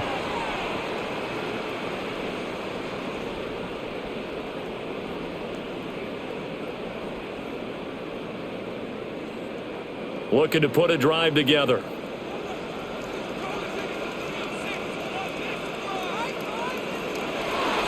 The drive begins with Mason. And he'll lose yardage here, going down back at the 28. They'll lose a yard there, and it's 2nd and 11. Well, that was not what you would call straight line pursuit for a middle linebacker to make this play. He's got to work his way through the clutter to get to the ball carrier on the outside, and he does exactly that. That's called avoiding the trash. Right back to Mason. He'll be stopped at the 35, but not before he picks up 7 yards. But you got to give kudos to your offensive line and the guy carrying the ball because they were in a 2nd and long situation. It seemed pretty dire, but they brought it back to 3rd and manageable with that run. It's 3rd and 4. Big play here, trying to keep this opening drive of overtime alive. First throw of overtime for Murray. Oh, and it's intercepted. Picked off by Maxwell Hairston. And the Bills are going to have it with a chance to win the game here in overtime. 31-yard line. Tap forward by Allen on the jet sweep. And that is not fooling anyone. He never had a chance to turn the corner there, and they'll go backwards right away. That one unable to develop, never got going. A loss of a couple, and it's 2nd down.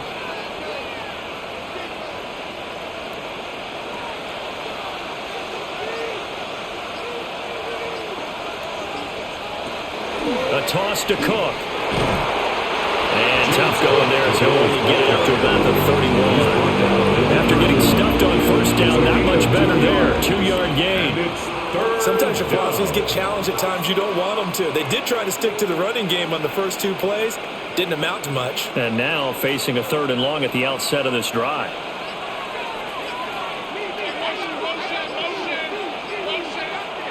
Allen now looks to throw. It's incomplete. Took a shot, couldn't connect. How about some applause for the defense there? They forced him to throw that one into coverage, and just like that, they're staring at a 4th down. Well done. The Bills send the punter out. On for a very important punt here in overtime.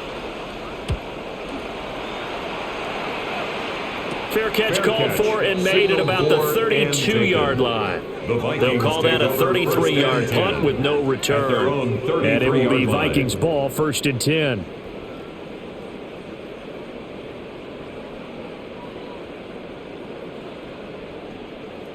Looking to put a drive together.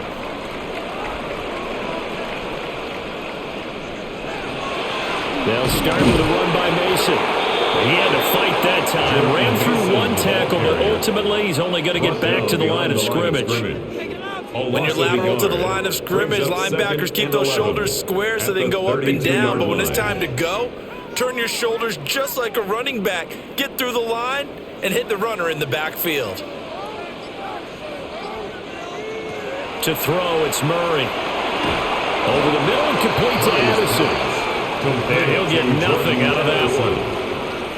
Good throw, good catch, but I really like the route. The drag and being able to run away from defenders, hard to stick with them for that long. Yeah, better against man than zone, or? Better against man, because now you're running away from someone and you're not running into a defensive player in another zone. Murray now. And he bats it away, and it falls down incomplete. That could have been a huge play, but give the defender credit. Stayed calm, stayed collected, and kept himself in a position to make a play on the ball without a penalty. Here's Johnny Hacker now. He's been terrific so far. Oh, they come after him, and it's blocked. Now it's scooped up, and this is a live football. And this is going to be a touchdown. Boy, problems with a snap. It leads to the block, and that in turn leads to 6 points the other way.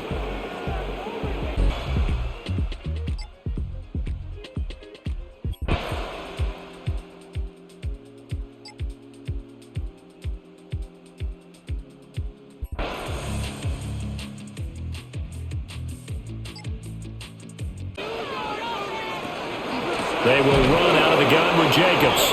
And he is met in his tracks behind the line of scrimmage.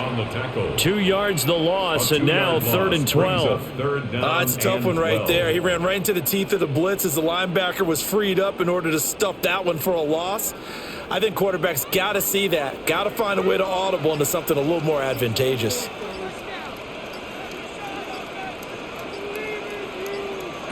Throwing. Love. And this pass broken up. Excellent coverage there on 3rd down, as that was not an easy one to hold on to. 4th down. From a defensive perspective, they had exactly what you want anytime they want to throw the football. There was pressure on the quarterback. They were getting after him, and they tightened down on the receivers and forced the incompletion. He's averaging just under 50 yards a punt as he gets this away. Price now, the return. And he'll have this past the 30 prior to going out of bounds. A good kick that time, but also a pretty good 15-yard return. And the Vikings will take over here 1st and 10.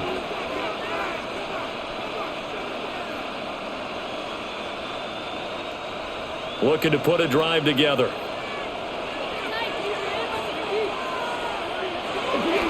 They'll start with a run by Mason. And he's going to be met at the line of scrimmage and taken down. Credit him with a 1-yard gain there to make it 2nd and 9. Well, sometimes you just have to give credit to the defense. Great job there at the point of attack, holding up. They won their battles at the line of scrimmage, left him no space to try and run. A really nice job swarming to the ball carrier.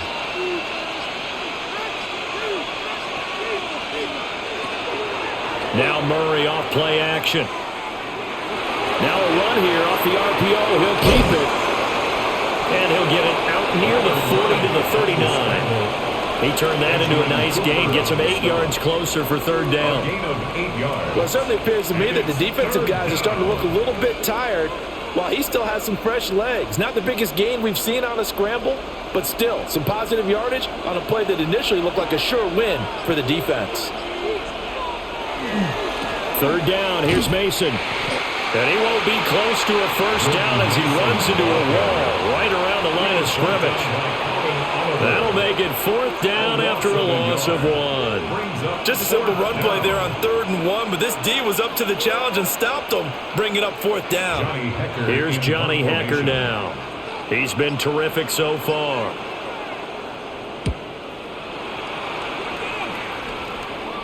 And looking up into the sun, he's able to make the fair catch inside the 20-yard line. It'll be a 39-yard punt, no return. And it'll be Packer football here, first down and 10.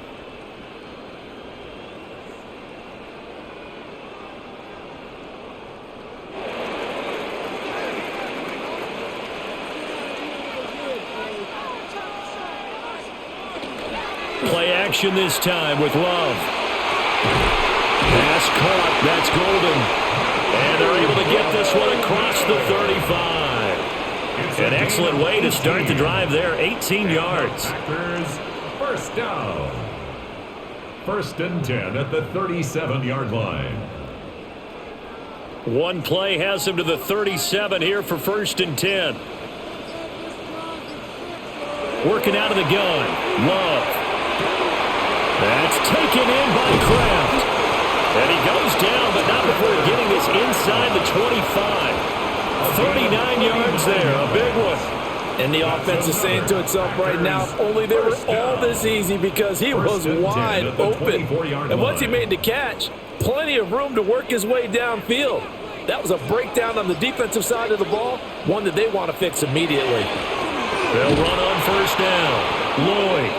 And he's going to lose yardage and be backed up to the 25. He'll lose a yard there, and it's second and 11. An interesting and intriguing decision there defensively, because they kept extra DBs on the field despite seeing the multiple tight end look that came out for the offense. I thought they were going to switch out of it. I didn't know if they felt they didn't have time or what the case was. Well, in any event, the extra speed allowed for great penetration as they stuffed that one on the line of scrimmage. A gain of 8 there on the play. And now it's third and 3. And there's a completion to the tight end. And look at the size of these players nowadays. At that spot, 6'4", 6'5", and up. A lot of guys used to be basketball players, somehow came back to football. And that's really good for the game of football. You're getting better athleticism, great hand-eye coordination, guys who know how to control their bodies when they run their routes. And he'll be taken down, but he does have first down yardage. A strong 8 yards will keep this drive rolling. And they're on third and short. They just tried to spread the field. It worked. And I think that the spreading of the field, the extra receivers, has really become the next in the evolutionary chain in the NFL. Go all the way back in that situation, you're handed to the fullback, right? As we evolve, maybe you pitched it to your tailback. Now you spread the field, and you have your choices of where to throw it and complete it for a first down. The yards may start getting a little tougher to come by down here near the goal line. That's good work defensively there on first down, holding them to a short gain. Here's second and goal, operating from the 8-yard line. To pass, here's Jordan Love. Now they set up the screen, that's complete. And just shy of the goal line as he's out of bounds right at the 1. That catch good for 8, but still, it's third and goal now. And that doesn't have to gain big yardage to be an impactful play, because if you can get those pass rushers second-guessing themselves that they might get hit with a screen, maybe you can wind up slowing them down just a step. And if you do that, that's a win for that play. Oh, sneak it. And he'll get in. He's over for the touchdown. The sneak successful from a yard out. And the Packers have broken this deadlock and have taken the lead here in the 4th. And this is something right out of the Philadelphia playbook. They were successful running this with Jalen Hurts. But this is a copycat league, so if it works for them, everyone thinks it'll probably work for us. And here, it does. Point after, right down the middle. And they will take a 7-point lead.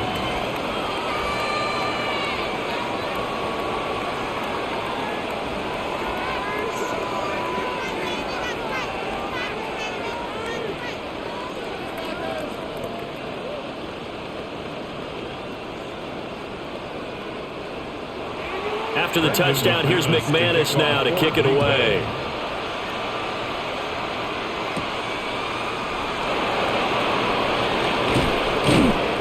And able to get this out to the 25.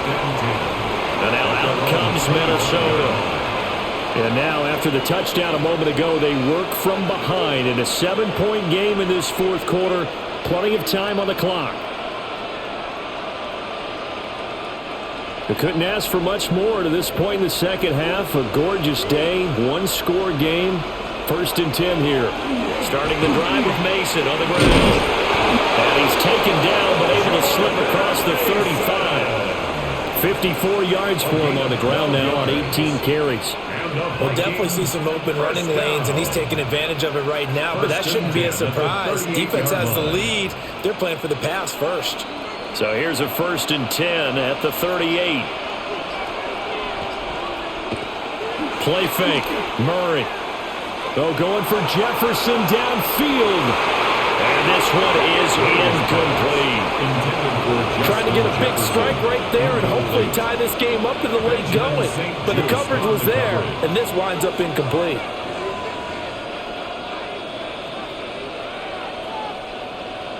After the incomplete pass, here now is 2nd and 10. Murray going to throw. Packer pressure, and down he goes. Xavier McKinney In there to get him. It's a loss of 5. These strong safeties, some people may not realize it.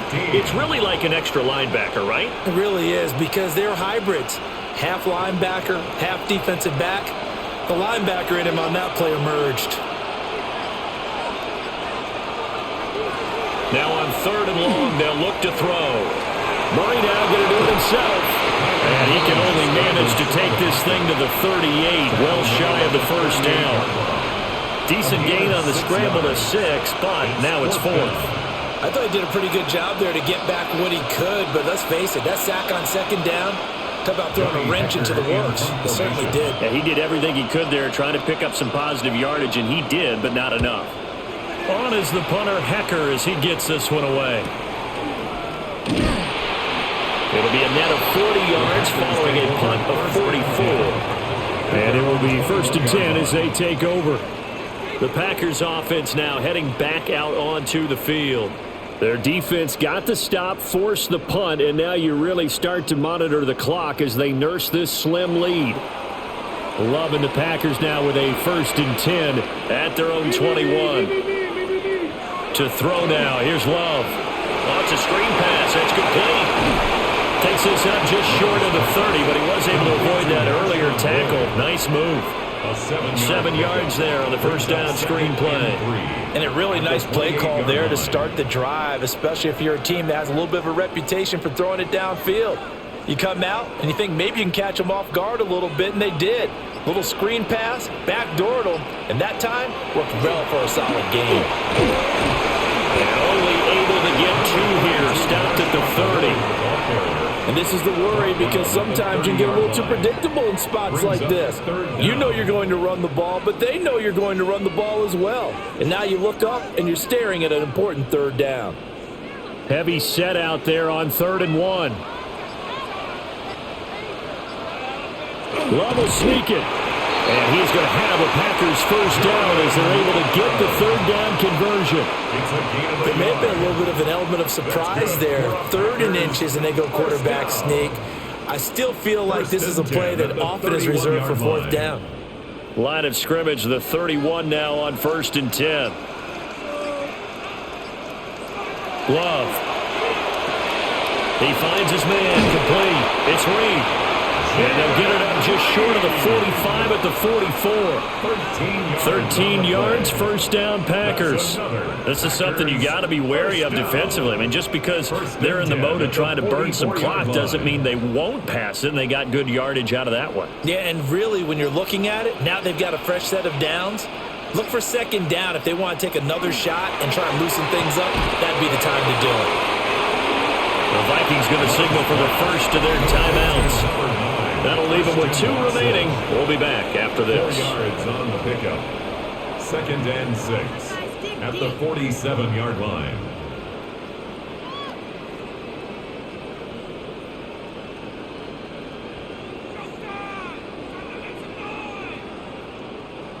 Now a 2nd and 6.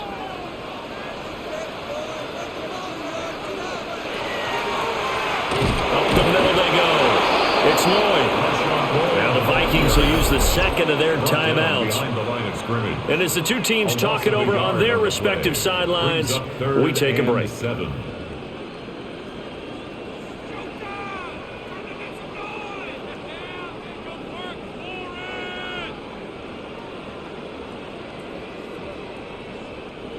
Here's play number 7 on the drive. This is 3rd and 7. Here's Love. Pass taken in by his big tight end. The Vikings going to use their 3rd and final timeout. And as the two teams talk it over on their respective sidelines, we take a break. 1st and 10 at the 35-yard line.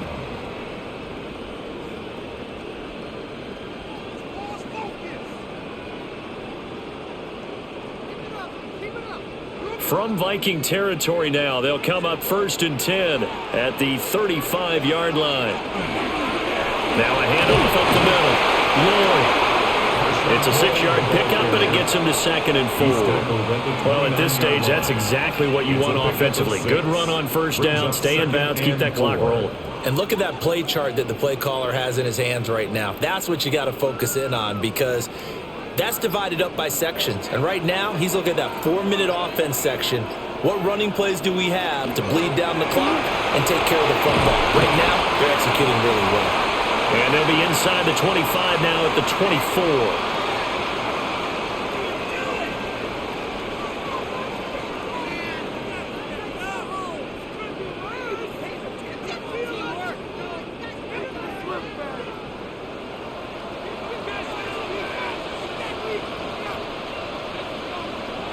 And they will take a knee here.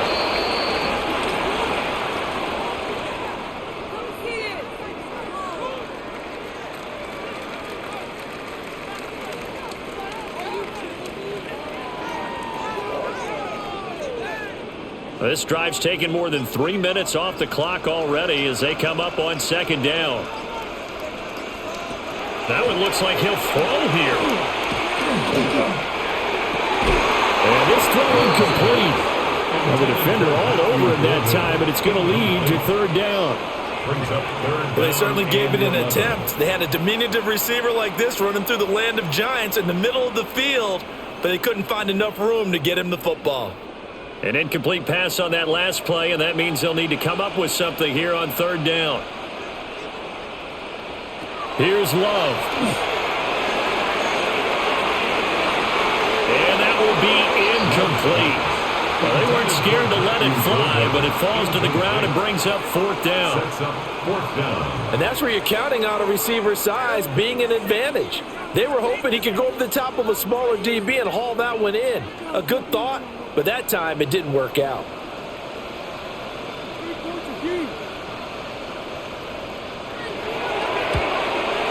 And his kick is right there. It's good, and that will extend their lead even further. So that one, CD, going to make the road back a lot more difficult. Oh, there's no doubt about that. You know they were praying on the other sideline for a miss, because now, as you pointed out, a very difficult road. Down 2 scores. You don't just need a touchdown.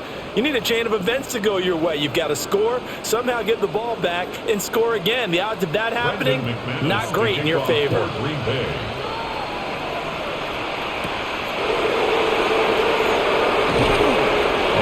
Happening on the return as he'll get this to about the 23. So all eyes on this Vikings offense. Down by 10, 65 seconds remaining. They'll need a score here and also likely an onside kick recovery, but first things first. 1st and 10.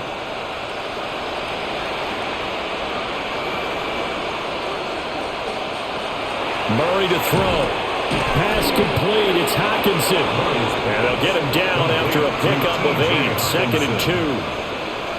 And his play caller does a nice job of giving him an easy throw to start this drive, and he takes advantage of it. The completion sets up a manageable 2nd down.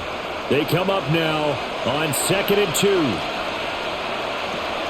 Back to throw. Murray. Open man. That's Felton.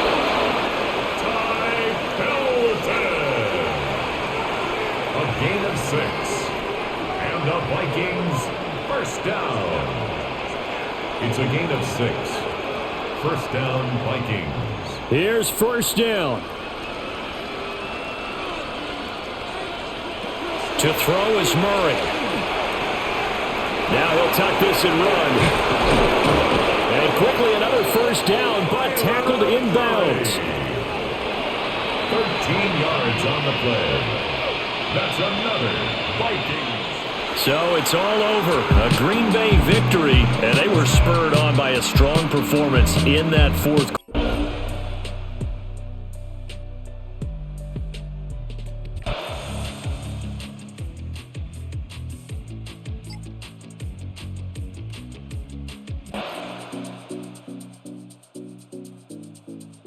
Inches.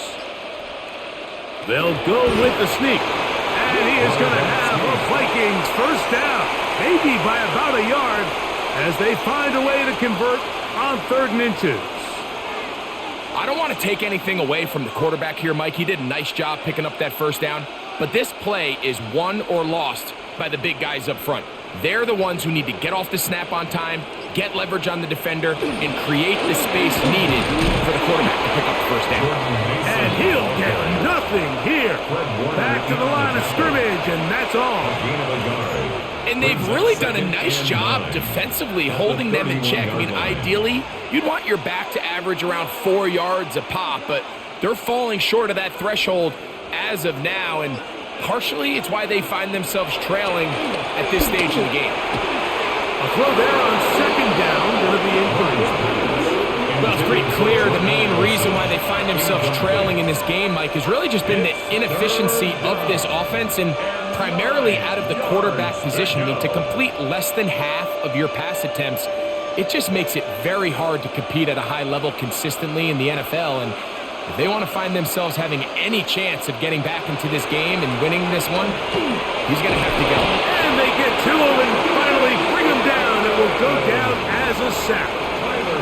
We're starting to see in these passing situations, Mike, this defensive line is starting to have their way against this group up front because right now their pass protection is breaking down and his quarterback's paying the price for it. The offense not coming off the field, and here's 4th down.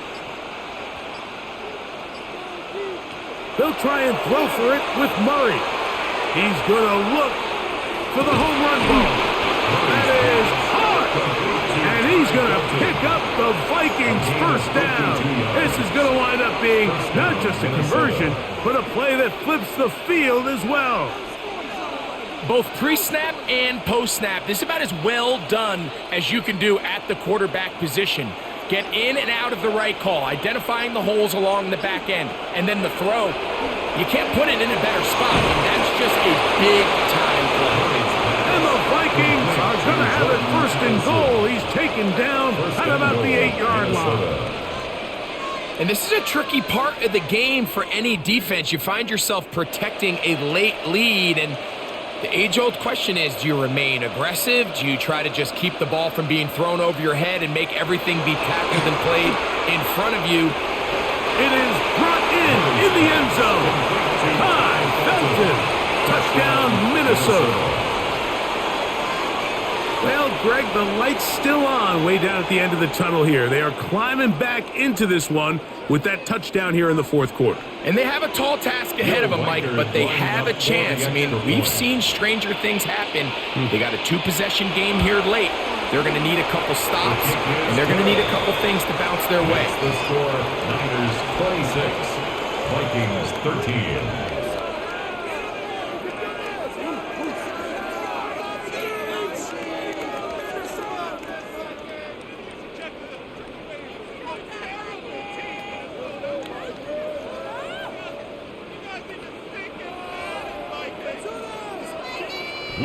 Reichert out now, following the touchdown, as he kicks this one away. Now return, coming from the 7. And he'll be brought down past the 25. Decent field position to start this drive. The Niners offense back onto the field for their next possession. They're going to be looking to possibly push this to a 3-score advantage. Work to do on this drive. 1st and 10.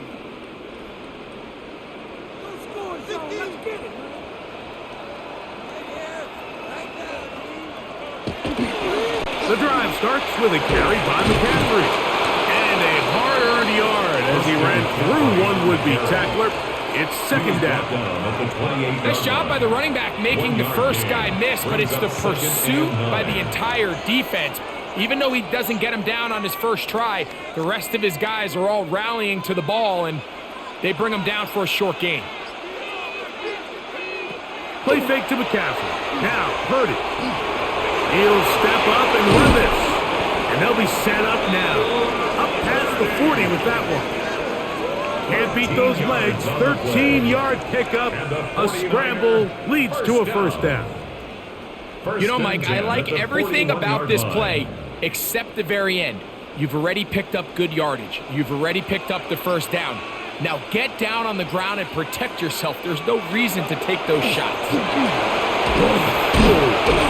And they'll have it across midfield down at the opposing 46-yard line. 13 more yards. 13 pretty lucky here. Back-to-back gains of 13. And another first down. First and 10 at the So when you're 46-yard evaluating line. the impact of a team's run game, Mike, I think it's important at the end of the game to look back and say, okay, how many yards did they run for? But more importantly, when did those yards come? Did I run for those yards in the fourth quarter, which typically means I had the lead?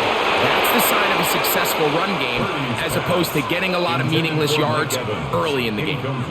I think he knew in the back of his head, Mike, he had to get rid of this ball a little sooner than he would have liked. And with that pressure getting there in a hurry, it just ends up being a wasted down.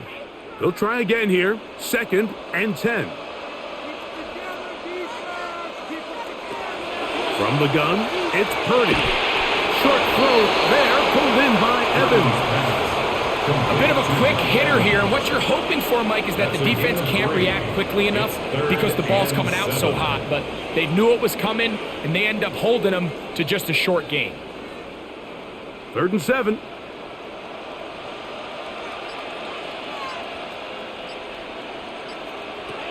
Shotgun snap to Purdy. Now a shot here, deep middle. And that is incomplete. Contact occurred just as the ball was arriving. There are no flags. It's fourth down. I think as the offense comes to the sideline now, the quarterback and his wide receivers need to get together and say, hey, guys, what are you seeing out there? How can we find some open targets? Because on that last down, there was nowhere to go with the ball. That's going to be out of bounds, no return. And the drive's going to start just inside the 20-yard line. Out comes the Minnesota offensive unit as they get set to take over. They'll begin with 1st and 10.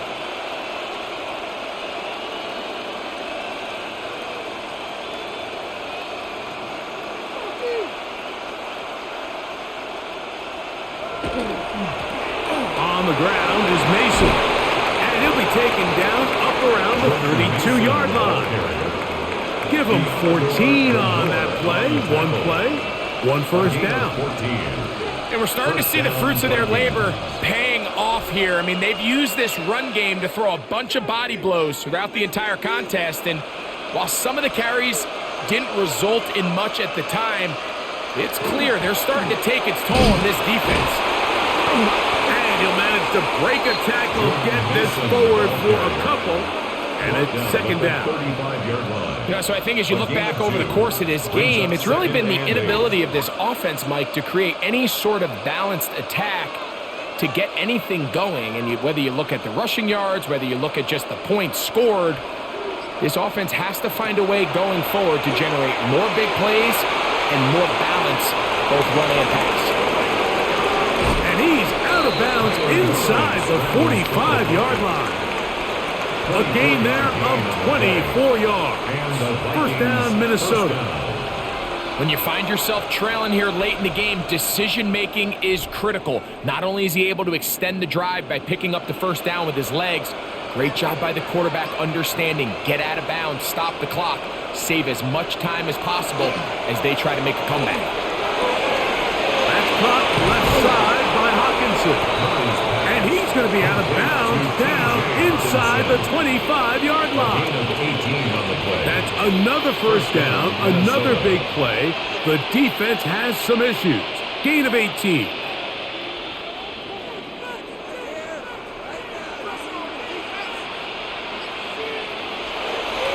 the play fake. Here's Murray. Forced out, and he's going to go down yet again. He has been under fire all game long. Mike, this isn't real complicated. You're just not going to win a lot of NFL games when you continue to give up sacks at the rate that they are. I mean, this is just a complete disaster for this offensive line, and if they don't get it fixed, this game could be a runaway. Murray now on second down.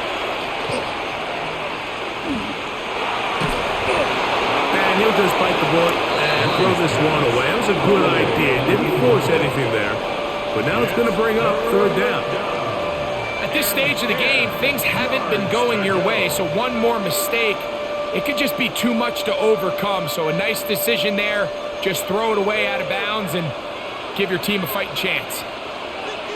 On third down, Murray. This offensive line just has no answers right now. It's another sack. And anytime this offense gets themselves going in the right direction, it just seems like the pass rush finds a way to make a play of their own, and they have completely dominated this game up until this point, Mike. I mean, it is no surprise they're playing with the lead as a result.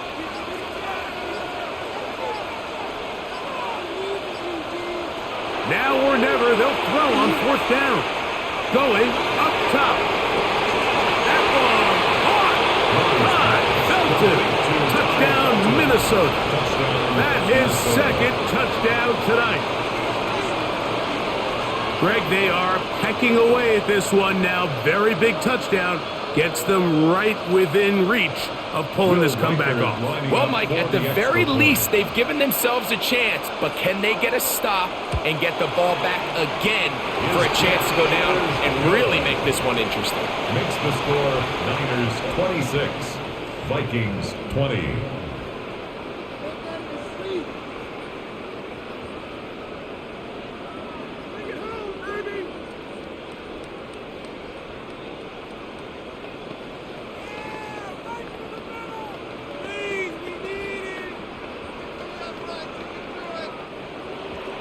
So, things a little more interesting now. Back to a one-score game as they kick it away.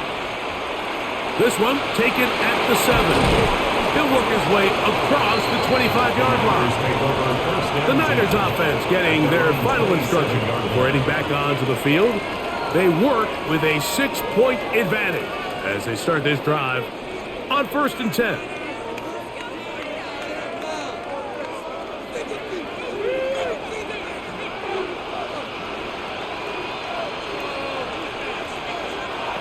Off the play fake. Here's Purdy. And this is too far out in front. That one's incomplete. George Kittle was the intended target that time. And it'll bring up second down. So you take the field as a defense and you understand that the opposing team just gave up points. They want to grab back some of the momentum, some of the energy on the sideline. In the back of your head, you're saying, all right, they're going to take a shot probably within these first couple plays. Here they did it on the first play. It's exactly what happened. Good coverage and ball's incomplete. There's Evans. He's got it.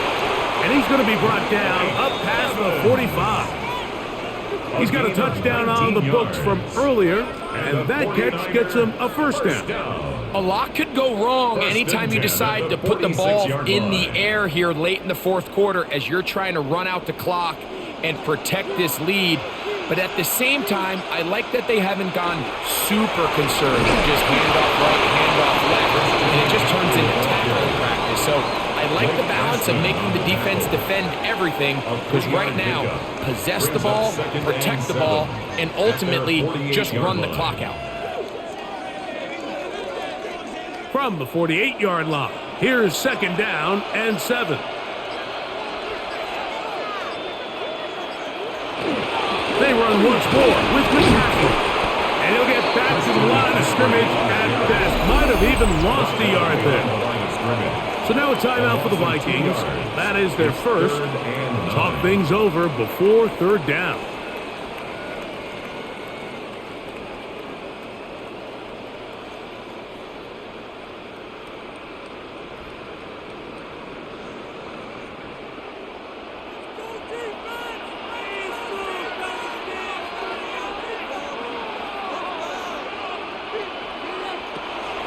the gun. It's Purdy. And that one's incomplete. They really ratcheted up the coverage there. And they force fourth down. It's fourth down. When you get the ball in this situation, what you're looking to do is not only end the drive with a touchdown to put the game away, but you'd love to chew up some clock. So with that incomplete pass now likely putting an end to this series, that's a big opportunity for them to try to close this game out. And we will not have a return here. This one angled out of bounds. The Vikings offense make their way out to take over once more. They'll start it here with a 1st and 10.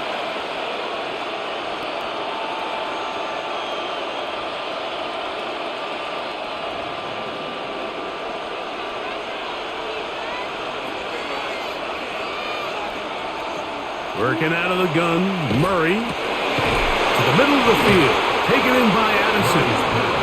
And he's going to get this to the 37-yard line. About 15 yards to kick off the drive.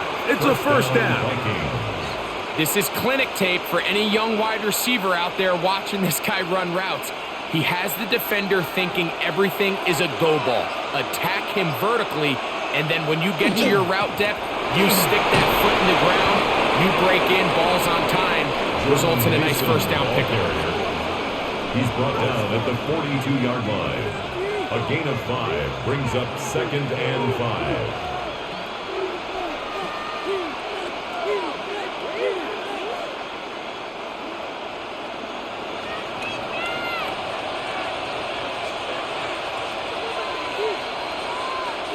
They'll drop to throw. This one brought in by Hawkinson. And they're going to work this down inside the 45. They get 15 on that game. It'll be a Vikings 1st down. All right, this is a good start. Plays like these are definitely going to help as you work your way into scoring range. While you have to be wary of the clock and keep an eye on it, they should have plenty of time here to finish this drive. Receiver just finds himself in a really nice groove, and there's these weird times in the game, Mike, where it just seems like every ball comes your way, every play they call, you're wide open, and you just find yourself in one of those grooves that athletes talk about. So they got to continue to ride the hot hand, because right now on that field, there's no mistaking who it is. This one is caught by Addison, and they bring him down, but not until they get inside the 30-yard line. That's a second charge timeout for Minnesota, and they'll have a chance to talk things over after picking up that 1st down.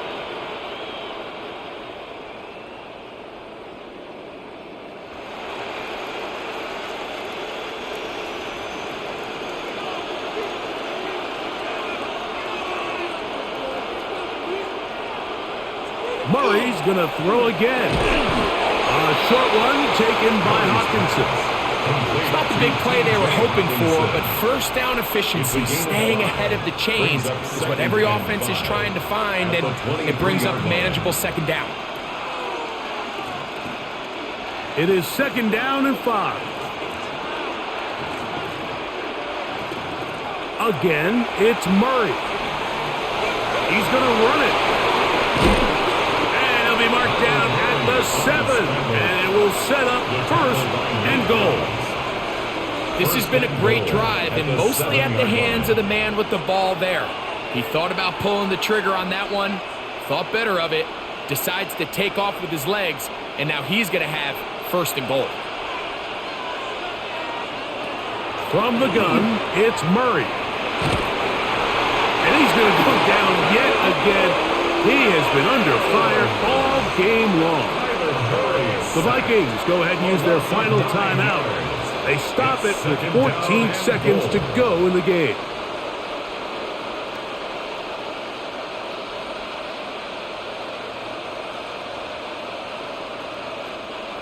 Second down, goal to go.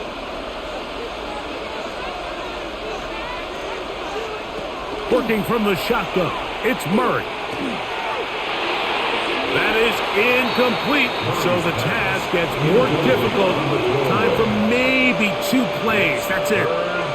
This is one of those situations that plays directly into the hands of the defense, because think, Mike, they know this offense has to be one-dimensional. This has to be a pass. So what do? They bring in extra defensive backs. They clog up the back end. And at the end of the day, there's just nowhere for the offense to go with the ball. And this is going to be a touchdown. A game-tying TD here in the final minutes. Just a tremendous finish to what's been a tremendous game, Mike. I mean, not only did they get that late touchdown here in the final stages, but here with time winding down, they're an extra point away from taking the lead and likely coming away with a big victory. The Niners will use the first of their timeouts, and they'll get a chance to catch their breath over on the sideline.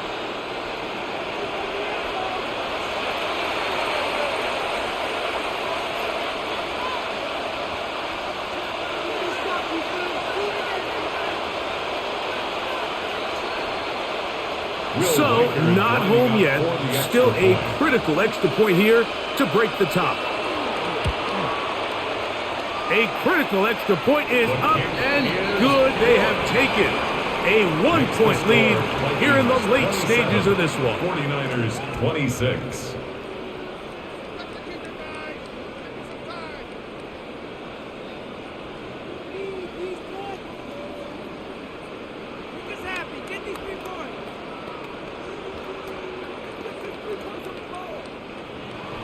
Down to the final few seconds of this one as the kick is away.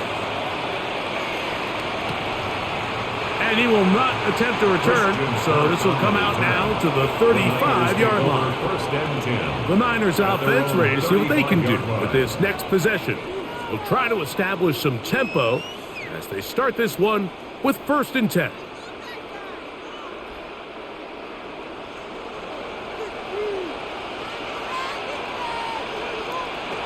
To throw is Purdy. Going for it all. And that's going to be incomplete. The defense holds here in the final minute, and they're going to get out of here with a victory. So a win here for the Vikings. This was a game where both offenses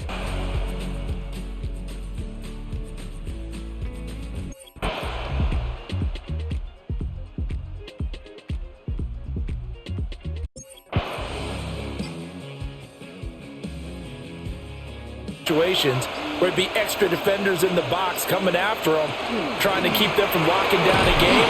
Right now, they want to show the world up to the challenge. And he will be very close to a first down, but I see the closed fist of the referee, and that means 4th down. This late in the game, Charles, I think you maybe seriously have to think about going for it. Especially where they are in terms of field position, because this is almost like no man's land. Might hurt your punter because there might not be enough space, maybe too far for your field goal kicker. I'm like the old rule. Possession is 9/10 of the law. Possession is 9/10 of winning the game. Go for it. Get the first down. Close it out. And the Vikings now heading onto the field. Well, still a long way to go, but trending upward. They scored the last time out, you remember. Then their defense forced the punt. Now they try to inch closer, but still ultimately down 2 scores in the final quarter. They'll start with a run by Mason. And this will leave him a yard short. Nice pickup of 9 yards on first down. You know what really fires up offensive linemen? When the guy that is carrying the ball behind them can create his own space and break a tackle along the way. Ball on the 30 now. Here's 2nd down and 1.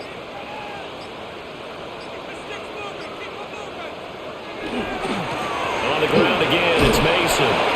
And they'll take him down at the 31-yard line. 2 yards on the pickup, and that's all they needed to move the sticks. Now, yes, a 2-possession game, but a good chunk of time on the clock, so they have the ability still there to run it on 2nd short, but maybe they need to pick it up a bit. You're right. They did pick up the first down there, but as you mentioned, they have to pick up the pace now because it's a 2-possession game. They've got to get there twice to make sure they have a chance to win. This one brought in by Jefferson. And he's corralled at the 40, but not before picking up 8. This possession means so much for them. They've got to focus on this drive and find a way to make this a 1-possession game. Yes. Got to get a score. Yeah, so good with a field goal. Don't necessarily need a touchdown. 2nd down and a yard.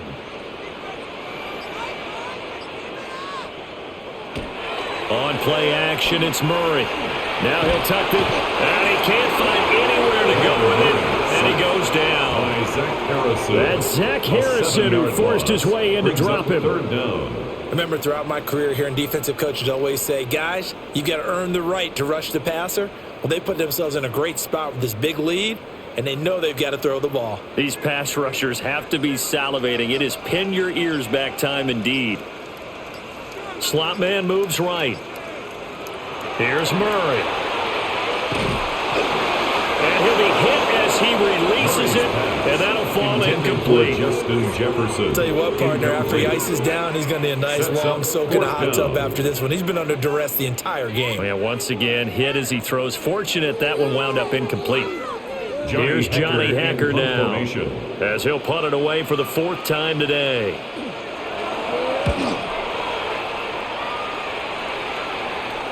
And a fair catch signaled for and taken just outside the 20-yard line.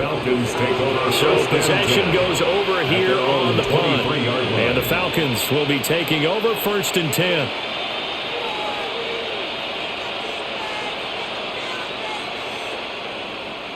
Looking to put a drive together.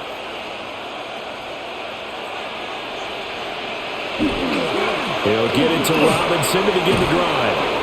87 yards rushing for him now as he has been tremendous all day long.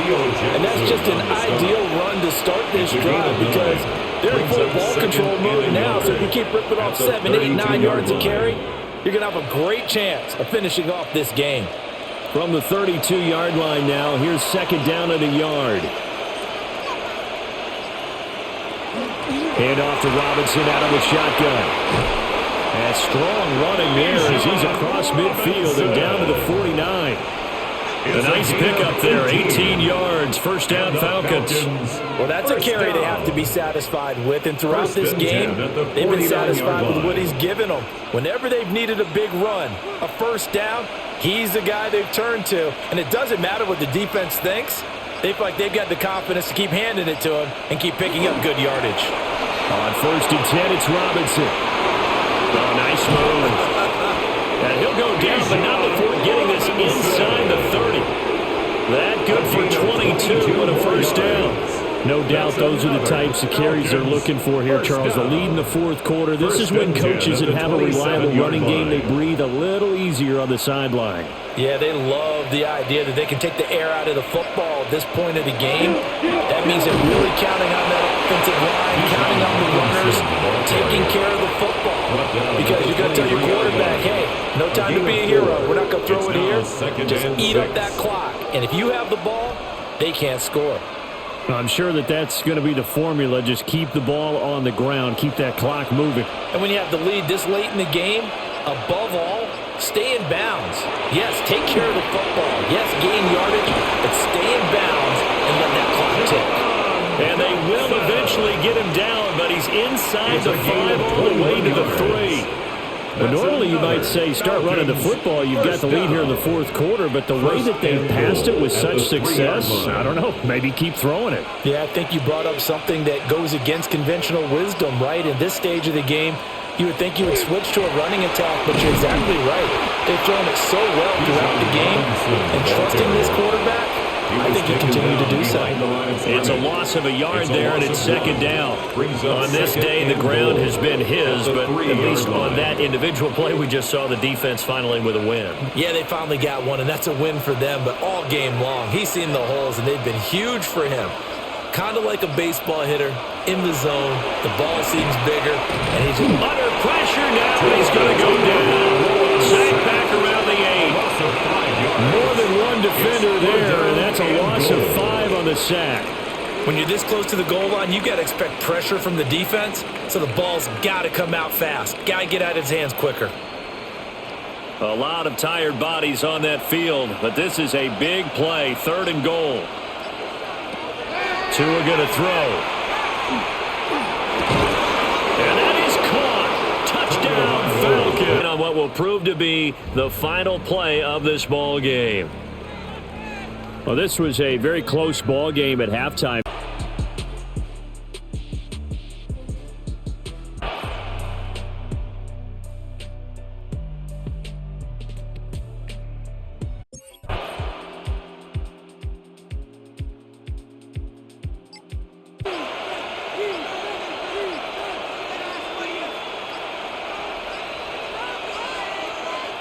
Young.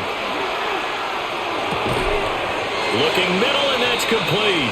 And he's going to get a solid gain of 9 before being brought down. Second and right at a yard. Brings up 2nd and 1 at the 20-yard line.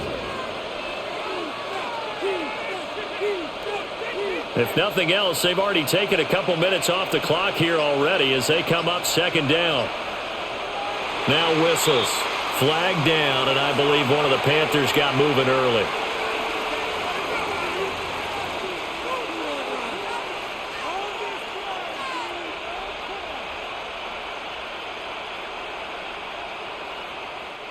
A bad false start penalty there. Now 2nd and 6. Young will set to throw. He gets this one to Hubbard, complete. And he'll get it down this time to the 17. That one a first down pickup of 8. They certainly had success throughout this contest getting him the ball in the passing game, and there he picks up another first down. Whatever they saw going into this one, they've been able to capitalize on it, and no adjustment has been made to take it away. They go play action. Young. That's to the tight end, Evans. And he was able to shed one tackle but could not get away from there. Short completion, just 4 yards, and it'll be 2nd down. Well, the strategy was evident there. Get it to your tight end and make it a one-on-one play with a cornerback. Who's usually going to win that one? The tight end, but not there. Not in this situation. How about the corner defeating that logic and making a really nice tackle? Young. Looking middle, and he finds McMillan. And the Panthers are going to have a 1st and goal as he'll be taken down at the 7-yard line. And he's certainly been a huge factor in this one. He's got the 2 touchdowns to his credit. Now they look to him again. He picks up the 1st. Yeah, I can hear everyone saying, well, why don't you cover him, double him, triple him, do what you have to do. But sometimes they get locked into such a groove and such a connection, it doesn't matter how many guys are in his area. He certainly looks to be in that groove right now. And that one drops down, incomplete. Good coverage there, forced the ball free, and it's 2nd down. Leads to 2nd Looked like both sides were anticipating a quick throw there, and the defense was ready to jump in and deny it, and they did. 2 of their 3 red zone trips so far they've come up empty on. They'll look to reverse that trend on 2nd and goal. It's Young off play action. It's Troy. He'll go down back at the 12. Finally hauled down for the first time this game. Multiple defenders in there to drop him. 2nd goal, last thing you need to do is get pushed backwards to take a sack. But he couldn't find anywhere to go with the football. Had to eat it and ended up on the ground. A lot of tired bodies on that field, but this is a big play. 3rd and goal. They'll try and run. Here's Hubbard. And he'll be taken down here at about the 11. Only able to pick up a yard, and that's going to leave him with a long 4th and goal. Well, they certainly had success throwing the ball on this drive, and not as much running it as we just saw once again on that last play. Stopped after a very short gain. But I wouldn't abandon the run totally, because otherwise, pass rushers just tee off on your quarterback. Makes it very, very difficult for him in that situation. And this one is right through. And that will extend their lead even further. So that's, CD, an important one here in the 4th quarter. And that importance cannot be overstated. All eyes on both sidelines were staring that one down all the way. The significance is that they made it a 2-score game. Still lots of time left to go, but likely that was their goal at the start of the drive. Get 3 points, make it a 2-score game, and they were able to get it done.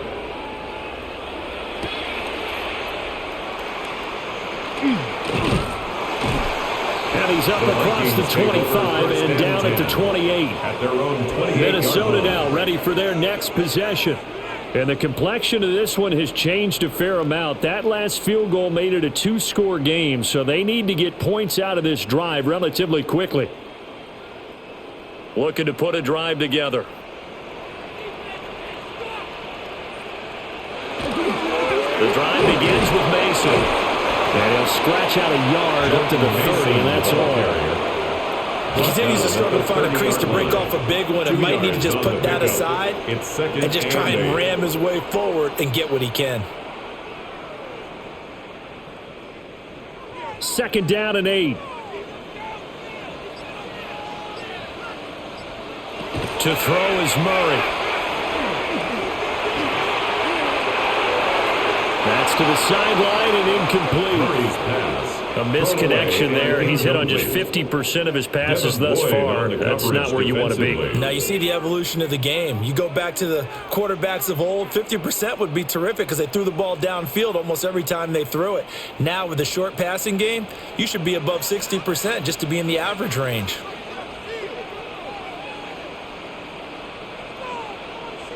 Murray going to throw. He's got his target. That's complete. And he has a big gain inside the 40 before being dropped. A big play there on the catch and run. 33 yards. We know play callers can be very creative in this game today, but sometimes when they've got receivers with speed like this, they don't need to design incredibly complex calls. Sometimes it's just get the ball in his hands and let him do his thing. In a sense, less can become more, and it was right there. He's going to go out of bounds, but he takes this one down just shy of the 20. 16 more yards. Another nice gain, 16 yards there, and a first down again. Well, every drive from here out is definitely crucial and critical. They know that they need to get at least 3 here to get it back to a one-score game, but I can't imagine that in their huddle that they're thinking at all about getting a field goal. They want to get into the end zone and then try to get the ball back again. And that's good for a gain of 6, and it'll be 2nd down. A 6-yard pickup brings up 2nd and 4 at the 16-yard line.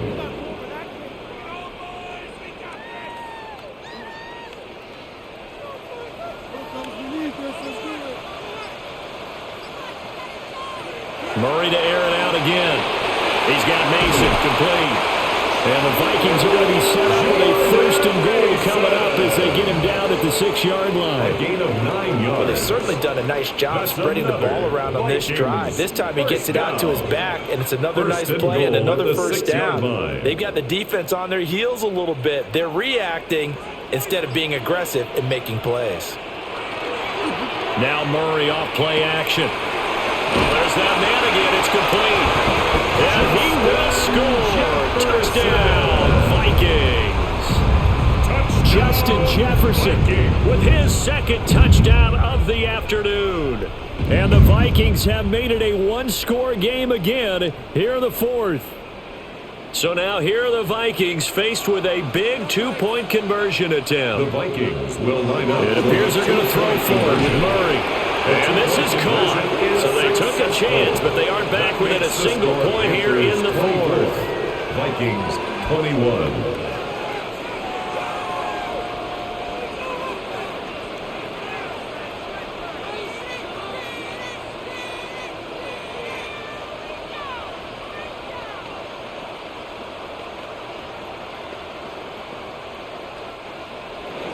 Minnesota's kick team ready, and the Vikings boom it away.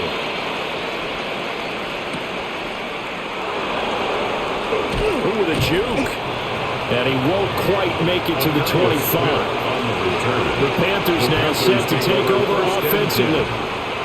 Their lead back down to 1 score after the touchdown a moment ago. 1st down's a must on this drive as they start out here 1st and 10.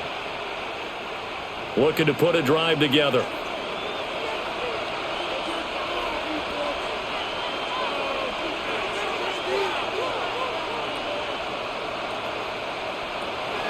They'll start on the ground with Hubbard. Across midfield. And finally down at the 32-yard line. 108 yards rushing for him now on 17 carries. Well, it is our business to analyze what we saw out there, and on that play, I saw a defense staying in base, not taking a chance, not blitzing, in a situation where they absolutely need the football back. That's either a case of overthinking it or not thinking it through. If you do blitz, do you have to be careful about where you're coming from, or are you just coming from all angles? You have to be careful about where you're coming from, obviously, but at this stage, you have to take a few chances as well. The excellent play last time is followed by a much more routine gain of 3. It went right back to him, but he pretty much had nowhere to go on that play. Now, the previous carry looked pretty good. That one, maybe he was a little tired. I don't know. Yeah, maybe he should have tapped out and had a second back come in and maybe make that run. Who knows? A play fake. Now Young. And his throw's going to be incomplete. Once in my life, I'll be succinct. In a one-possession game, every single stop like that could be a difference maker.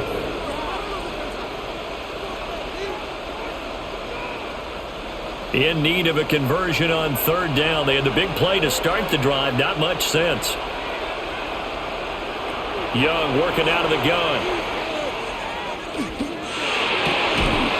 Working the middle of the field, and he's got a man complete. 18 yards the gain for number 18. And that certainly appears to be a critical conversion right there, because not only do they keep the drive going, they take valuable time off the clock as well. They have to feel really good about that last completion. From down at the 12, it's 1st and 10. Straight ahead with Hubbard. He's tackled a yard short of the marker. Good gain of 9 on first down. Didn't get to the sticks, but that's an ideal carry there on first down, isn't it? I mean, now you're 2nd and 1. Although, you know, in the NFL, even if he picked up the first down, I don't think it's a big difference because the clock doesn't stop. Yeah, not like college. Right. If it's college football, you want to 2nd and 1 is probably better than picking up the first down, because in college football, the clock stops with every first down. And actually, he'll take this into the end zone. Touchdown, Carolina. Chuba Hubbard, his 2nd touchdown of the afternoon. And the Panthers get an important score there to extend their lead here in this 4th quarter. Well, this offensive line has really stepped up to the challenge here, because those Mastodons, they've been sensational clearing holes all game long.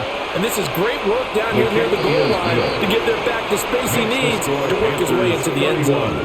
Vikings 21.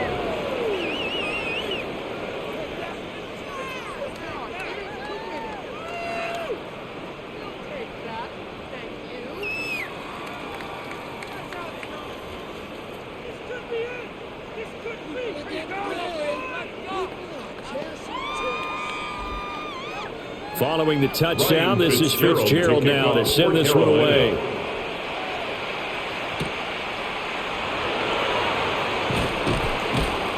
And he'll be tackled just shy of the 25. Take over 1st and the 10. Football going back to the Vikings offense. Well, that last touchdown we just saw, what an important one. Now it's back to a 2-score deficit for this crew as they take the field here, and they are in desperate need of finding the end zone. Looking to put a drive together.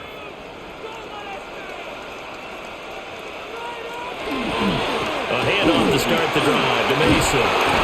And he's brought down, getting this one up to about the 35. The drive starting with a first down, 11 yards on that pickup. They held him in check in the first half, but that's his longest carry of the game right there. So would this be the definition of fresh legs, since he didn't get much done in the first half? Now he has a great opportunity. He's taking full advantage of it. Murray now to throw. Catch is made by Hockenson, the tight end. That's good. The completion there for 7 yards. And it's 2nd down. They're giving those short little routes. Tackled him in bounds, too. They're just not wanting to get beat over the top. Yeah, and if you can't really get downfield, take the short routes. But now you got to have guys who can actually break tackles and increase those gains. Here's Murray as he sets to throw it. Got a man, and he hits him in stride. First target, first catch, and a first down. The tight end is certainly a position built to move the chains, because they can control space underneath. If they've got good hands, then of course they're a dynamic target. But one other thing is they're right in the sight lines of a quarterback on just about every play. And that makes it easier for the quarterback to pick him out and deliver. Pass complete to Addison. And he's corralled, but not before getting it inside the 35. It's a gain of 16 What an yards. intelligent play as he found open grass and uncovered quickly. A nice clutch play to move the chains. The defense, they've got to do a much better job of accounting for these shorter routes. All 3 timeouts plus the 2-minute warning. Here's 1st and 10. He's got a man wide open, complete. And down he goes, taking it inside the 10, just shy of the 5 at the 6. That's another Vikings first down. First and goal at the 6-yard line.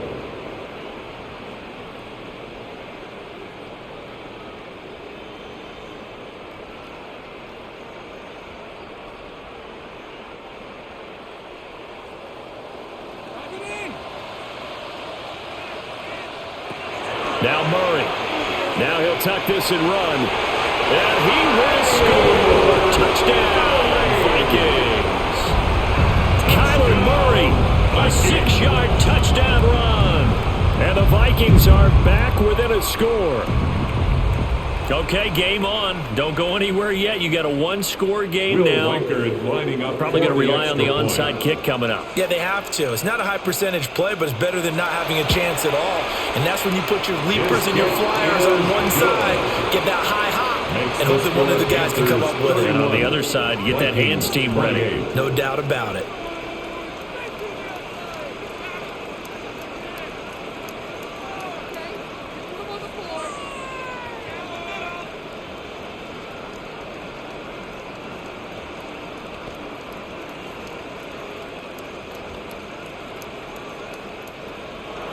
Minnesota's kick team ready, and the Vikings boom it away.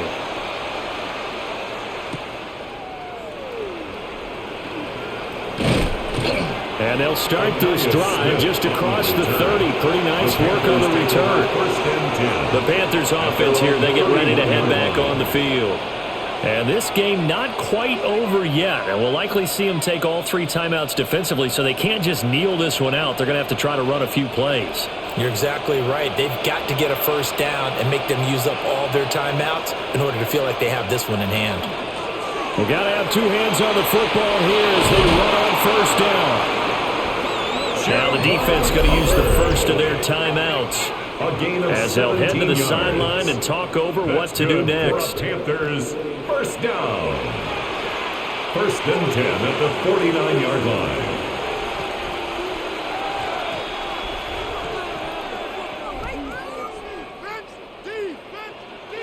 They're not totally home free yet, but it's looking good as they come up first and 10.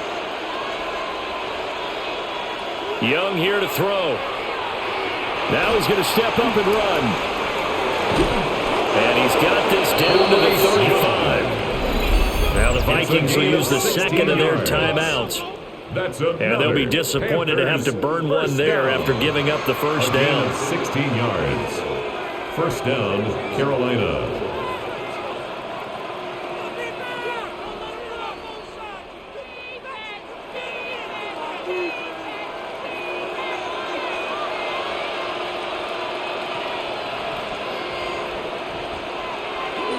They'll run. It's Sanders. And he will have a Panther first down. And it is celebration time on that sideline, and they've earned it. The Vikings going to use their third and final timeout as they'll head to the sideline and talk over what to do next.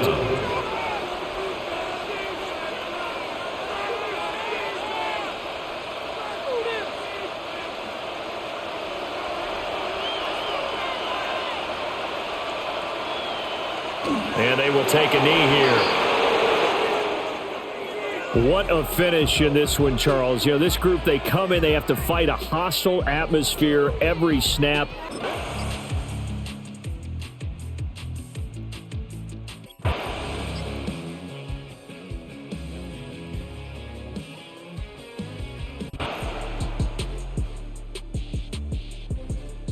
In a yard. Right back to Mason. And he's going to be met at the line of scrimmage and taken down. No gain on the play, and now they're faced with a 3rd and 1. CD, put on your OC cap here. What do? 2nd and 1, you get stuffed. Now 3rd and 1. You know, in the old days, I would have said we're going to line up and we're going to run the same darn play and we're going to get it right. But nowadays, as tough as defenses are, I want some mobility. I want some movement to put the ball in the hands of my quarterback and giving him a run-pass option. He needed a yard. That's exactly what he got. Earns him a new set of downs. Hasn't had his best game running the football here tonight, but, hey, that's a critical spot right there to convert on third down, and he did it. And the lights are shining just a little bit brighter right now, aren't they? You remember the beginning of the game? If he gets this first down, everybody's happy. That's cool. But here, that was critical, and it really energizes him. Throw to the right, home in by Addison. And he's taken down, but not before reaching the 10-yard line. 23 yards, the final tally. 3 yards. Oh, I like that play call there. After a run for good yardage, you get a defense thinking they'll go back to the well. So that's a great time to call play action and give your receivers a little extra edge. And they complete the pass there for another first down. Toward the end zone, but that's going to wind up incomplete. Well, the incompletion, but now we also have an injured player. We'll get a report when we return to Foxborough.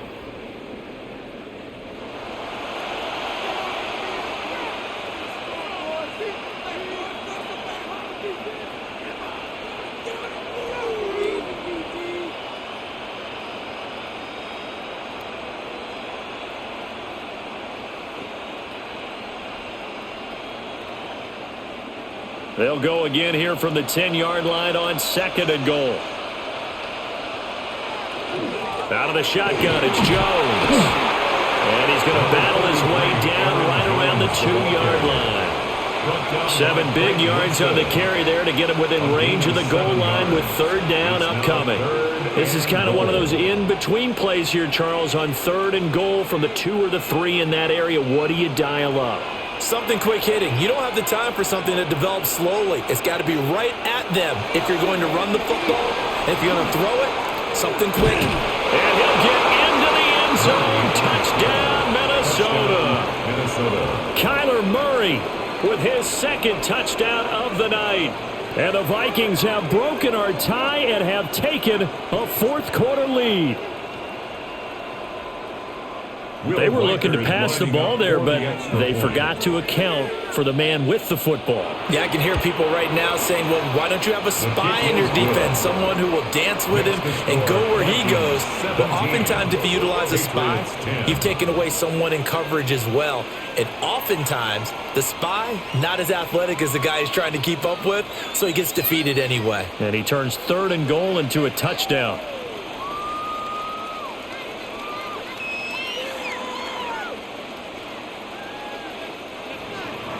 Minnesota's kick team ready, and the Vikings boom it away.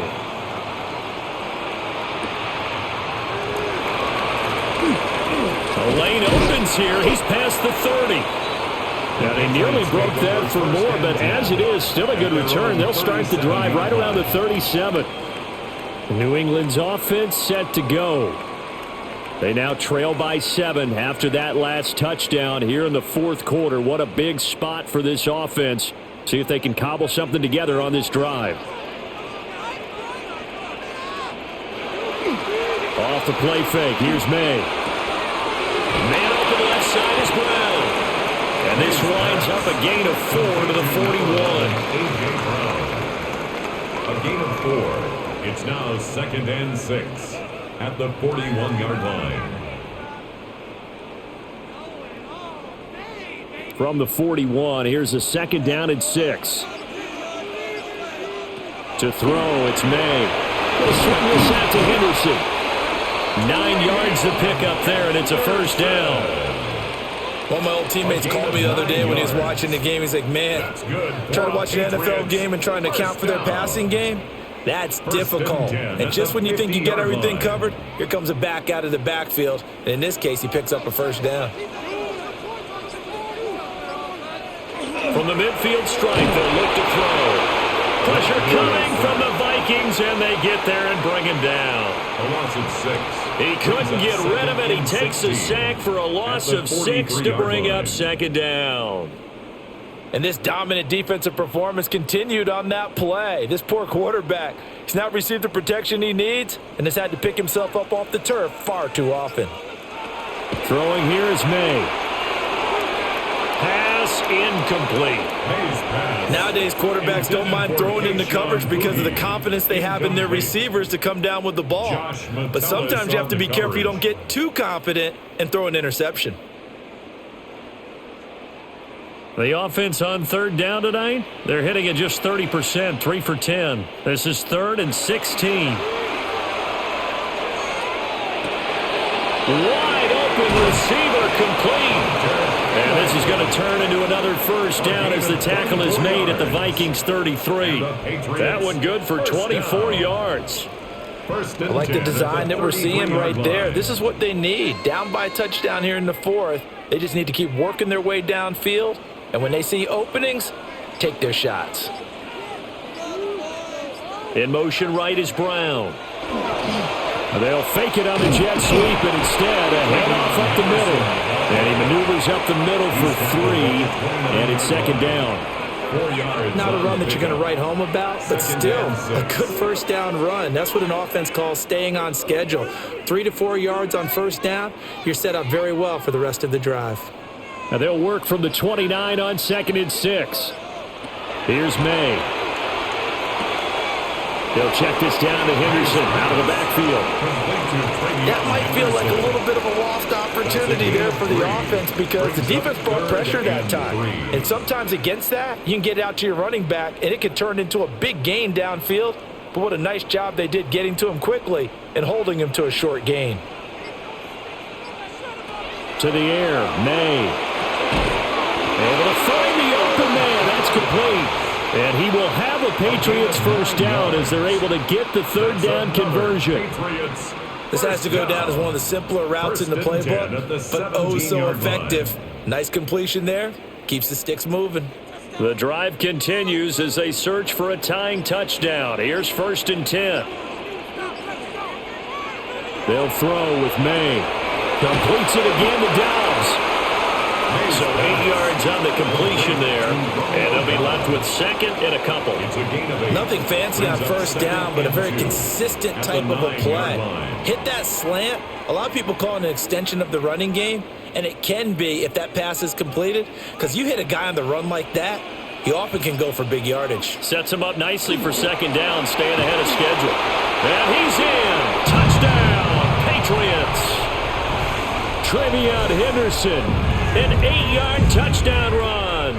And the Patriots are an extra point away from tying this game here in the 4th.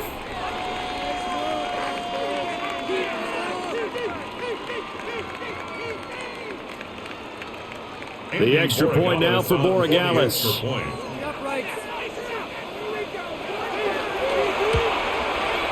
And no sweat, he puts it through, and we are tied here in the 4th. The game at 17.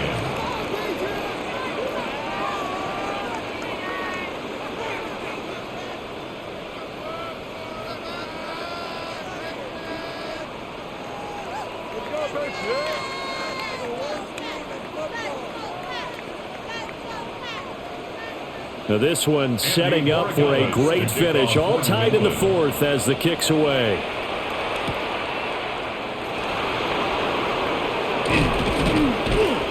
And he'll take it up past the 25 to the 26-yard line. And now out comes Minnesota. They no longer have the lead after that last touchdown. All tied up in the 4th quarter. And a chance for this offense to mount a potential game-winning drive right here. Looking to put a drive together.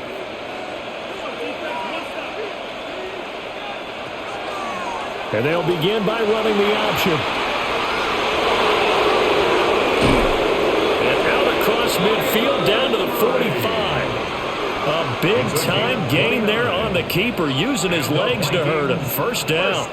It looked like almost a miscommunication defensively, because once he decided to keep it, he had pretty smooth sailing. Yeah, it became a question of, wait a minute, who's got the quarterback? And when you talk about miscommunication, it's supposed to be called assignment football on the defensive side of the ball, but the assignment gets mixed up.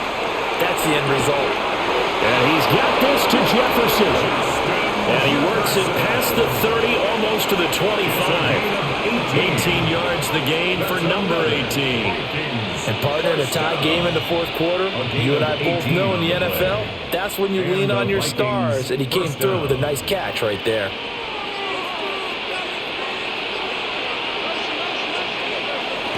They fake the handoff, now Murray. And that is going to be incomplete as he led him a bit too much. This could be the start of a nice stand from this defense now after getting walked backwards on this drive. Come through with another one here, and you have them staring at a 3rd and long, and that puts the defense in a position to dictate to the offense. 2nd and 10.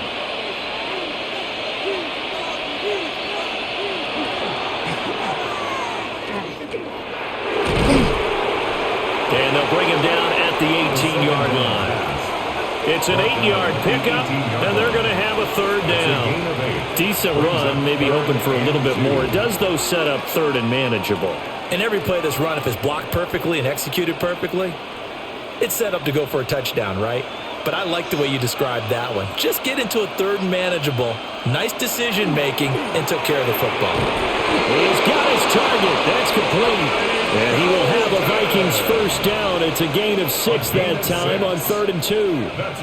Well, they've had a great, impressive drive going here, and that pickup ensures the drive continues. And not only do you continue the drive, which is demoralizing for the guys on the defensive side of the ball right now, but you make your own defense happy. They're able to get a little more rest over on the sidelines while this one continues downfield. Quick hitter here, it's complete. And he'll get into the end zone. Touchdown, Minnesota. Justin Jefferson. An 11-yard touchdown. And the Vikings answer back with a touchdown of their own to break our tie and take the lead here in the 4th. Lining up for the extra point.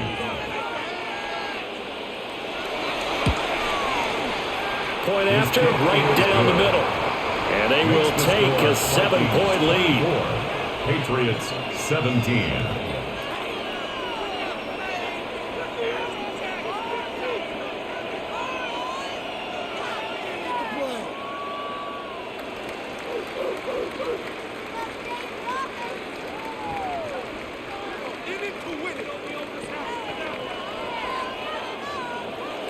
Minnesota's kick team ready, and the Vikings booming away.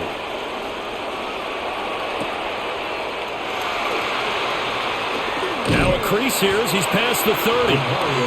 Solid return, pretty good field position. They'll start at the 32. Out comes the New England offense to see what they can do this time. And now, after the touchdown a moment ago, they work from behind in a 7-point game in this 4th quarter. Plenty of time on the clock. Looking to put a drive together. A carry by Henderson to start the drive. And he swallowed up right near the line of scrimmage. No gain on the play there. 2nd down. And the big fella stuffed that one up in a big way. I think doubling him has to be a priority because you can't move up to the next level if you don't take care of him first. Here's 2nd and 10. On play action, May. It's complete to Brown, right side. They do get a couple, but they'll be left staring at a 3rd and 8 coming up. A 2-yard pickup makes it 3rd and 8.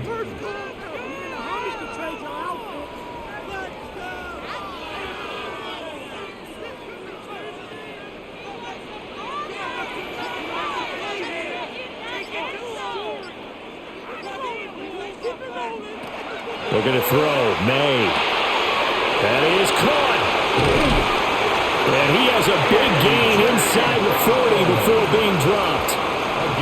Every now and then I can speak from experience because I do know, as a defender, it is awfully hard to stay with your man on these crossing routes because even if you don't get picked, there's a danger of being picked either by one of their receivers or maybe by your own defender. And on that play, that worked quite well.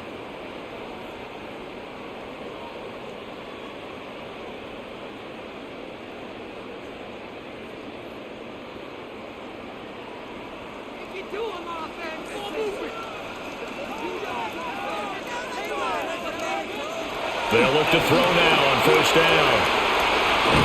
And brought down, but not before they're inside the 25. Now the Patriots going to use one of their timeouts.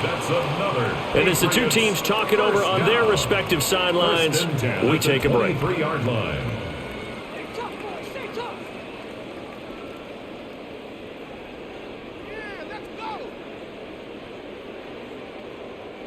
Plenty of time and 2 timeouts still at their disposal. 1st and 10 here. He'll look to throw. And that is incomplete. He couldn't hold on through the contact. Brings up 2nd down. Incomplete. Whew, that's certainly not the worst thing. It stops the clock and lets your offense catch its breath and lets us exhale a little bit. Now I expect them to call a couple plays in the huddle so they're ready if a tackle happens inbounds. Back to throw. Got him in. It's Brown. And he gets it inside the 10 to the 9. Tell you what, he's been able to put the ball in some tight spots all game long. That throw, no different. Yeah, a lot of people would call it a gutsy type of a throw. I think he looks at it as, I can do it, so it's not that big of a deal to me, and I'm going to keep firing. Here we go, 1st and goal. He's back to throw. And this one is going to be off the mark, too far out in front. Intended for Travion Henderson. Limited time left on the clock after that incompletion, so I think both sides are going to savor every second to prepare before the next snap. Because once the ball's in motion, it may be a nonstop push to finish this drive off. Everyone better be on the same page right now because I think they're going to try and get several plays off in quick succession if they can. There's Henry. Touchdown, Patriots. A 9-yard touchdown there. And the Pats are an extra point away from tying this game here in the final minutes. Well, the hard part's done. Now they just need to split the posts, tie it up, but then their defense is going to have to hold up to send it to overtime. Yeah, no matter what. I know there's an inclination in it when you have momentum to go for 2 here, but if you miss it, you don't give your defense a chance at all. Plus, it's been a good game. I want to see overtime. I'm selfish. You obviously don't have a flight to catch. Tomorrow. So they'll go ahead and accept the penalty.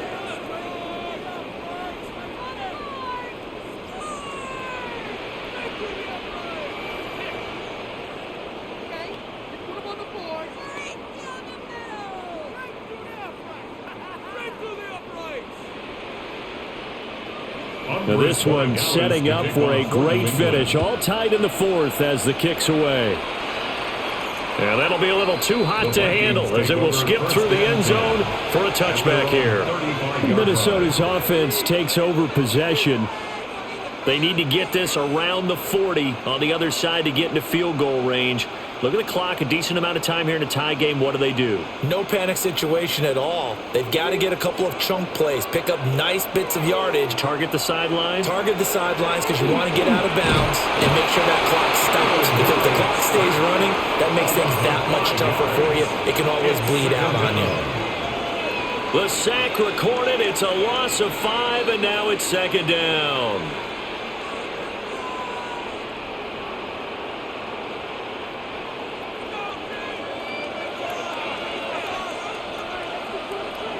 Murray to throw. Open man, that's Felton. The Vikings going to signal for the first of their timeouts as they get the stoppage with a little over 50 seconds left to go in the game. It's a gain of 17 yards. 1st down, Vikings.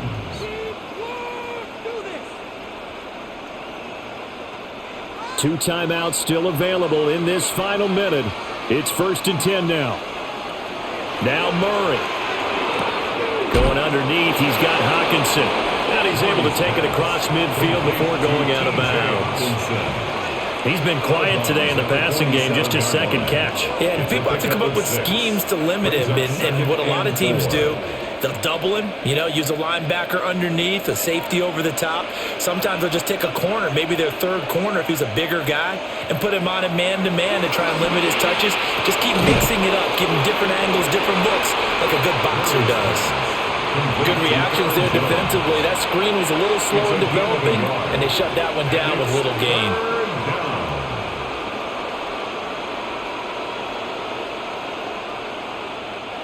The noise is getting deafening. Here's 3rd down and 3. Back to throw. Murray. He'll find Jones again. Complete.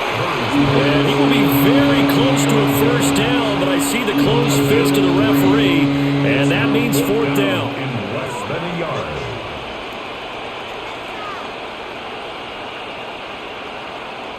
Johnny Hecker in punt formation.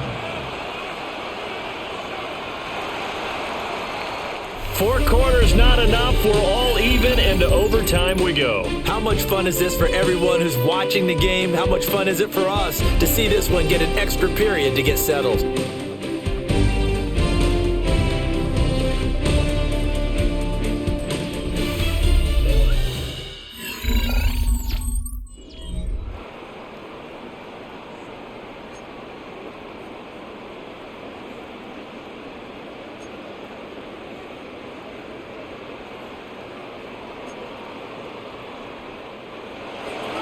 So it's the Patriots who will have first crack at it as we're back underway here in overtime. Well, a dangerous return man showing it here. And a good effort on the return there. Gets him across the 30, up to the 33. New England trying to get a place on offense. We have seen a lot of points here in this quarter. For us up here in the booth, it's been fun to watch. The defensive coordinators probably scratching their heads. Yeah, they're going a little bit crazy right now. But let's face it, all of our friends who play fantasy, they're enjoying the heck out of this show because most of them are creating and getting a bunch of points. Yeah, points certainly not at a premium here. And he's going to have the Patriots first down as he's got this up to the 45-yard line. Well, partner, for a few years there, we thought this read option play was going to take over the whole NFL. It seemed like everyone was using it. But it has been scaled back considerably in the last few seasons, mainly because people are worried about their quarterbacks getting hit. But when you call it at the right time and you use it properly, you see the type of gains you can get. A nice chunk of yardage there by the quarterback. Brandon, perfect defense in this situation would have meant that there was an incompletion and would have picked it off. Okay, so they gave up the completion, but I really enjoyed watching how the defense stayed in sync, stayed in great communication, and as he dragged across each zone, you see him pointing, communicating. There he is, and they passed him off to each defender. Ended up making a nice play, even though it was complete. And that play goes nowhere. Taken down, losing yardage at the 50, right at midfield. And they have just not been able to block him at all throughout this game. Seems like every other play, he's doing something in the backfield. Already got 2 sacks, and now here's a tackle behind the line. Now back to throw. The Vikings after him, and they get there for the sack. Dropped for a loss of 7 by multiple defenders. Everybody was coming on the blitz that time, and they got home. And you know the expression, hat on a hat, in terms of blocking, trying to keep your quarterback protected? Well, if you don't have enough hats, that's the end result. Your quarterback goes down, and sometimes he goes down hard. And on 4th down, on is the punt team sending this one away. And no one there to stop it. Hits at the 8, but it carries all the way into the end zone for a touchback. The Vikings offense now heading out to take over. Well, their defense did the job, got off the field without giving up any points, and now, Charles, all they need here is a field goal, and they get the victory. Yeah, and this is the way I love overtime. I'm one of those really, really old school guys that like sudden death right from the beginning. Well, we've got it now because any points wins the game. On defense, get a safety, a pick 6, fumble return, you can win it as well. So I'm really looking forward to this series and see how both sides play it. This being their second opportunity in overtime, 3rd overall drive, see if they can settle into a rhythm. And that's what you're looking for. Get a few first downs, move the ball downfield, have some confidence, get yourself in a spot where you can at least kick a field goal to win it. But I tell you this, if I'm the play caller, I'm looking at that part of my sheet that says playmakers. Get the ball in their hands, critical situation, now's their time. 64 yards rushing for him now as he is just trying to will his guys to an overtime victory. They went with the nickel look defensively, so they had 5 defensive backs in there. Didn't help them stop the run. Yeah, I love that, the nickel look. 5 cents, 5 DBs. But what also happens then, you take a big body off the field in order to insert that guy. So you're taking a big off for a little. And oftentimes you can run the football effectively against that defense. It's a game of matchups, and that's why you take your receivers and move them around a bunch, especially your best guys. And when they work out of the slot, you often hear the coaches talk about how great it is because it gives you a 2-way go. You can break out or you can break in. That makes it hard to defend. Straight ahead, here's Mason. And he stopped immediately there. Call it no gain that time as it's going to leave him with a 3rd and about 3 to go. It's third down. As usual, the hallmark of a good run defense, linebackers making plays near the line of scrimmage. Absolutely nowhere to run there. They'll come up now, 3rd and 3. Murray now to throw. Setting up the screen here, Aaron Jones. And he will have a Vikings first down. They needed 3. He doubled that. He got 6. And that's a gutsy call there on 3rd and short, because that's a play that's got a good chance of being blown up in the backfield for a big loss of yardage. But nice job out wide to gather in that screen pass, use his blockers well, and pick up the first down. Now Murray off play action. And that is incomplete. Coverage a little too good there, and it's 2nd down. It's easy to see when we review this that the ball needs to come out quicker, because if you don't throw it right on the break, you bring a crowd of people into the equation. And that's why it got knocked away there. Now it's 2nd and 10.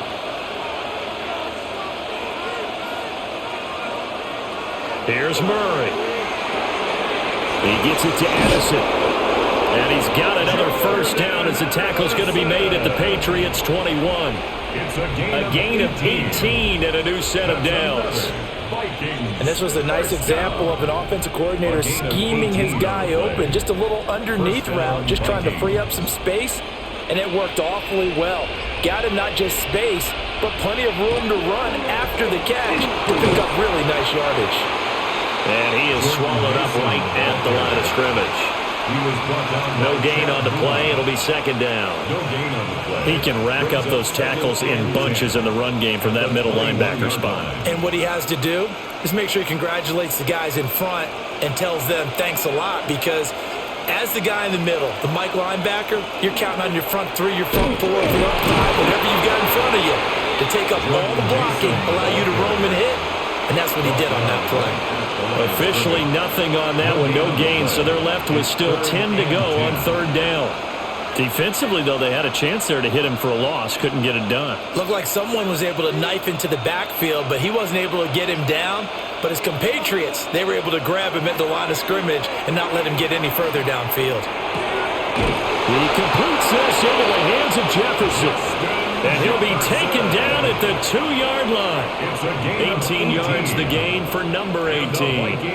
Charles, you get into these overtime situations, that's not a bad guy to dial into. Well, when you have to have plays, especially in a spot as you just described, we're in OT, you've got to go to the guys you can trust and you know are going to make the plays. What do they say? And for the visitors, it is going to be a happy flight home. It is always such a treat, Charles, in the NFL when you can go on the road and get it.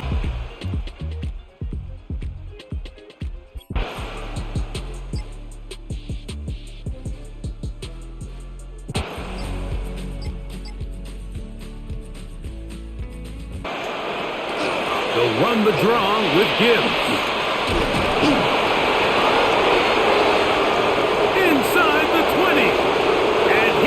So a win for the visitors, the Lions. They proved much the best in this one. They get us.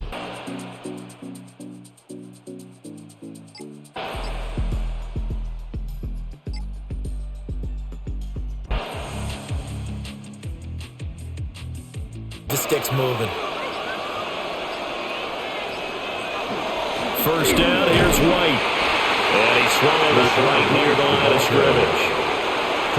Just a yard on the pickup there, and it'll bring up a 2nd and 9. And the big fella stuffed that one up in a big way.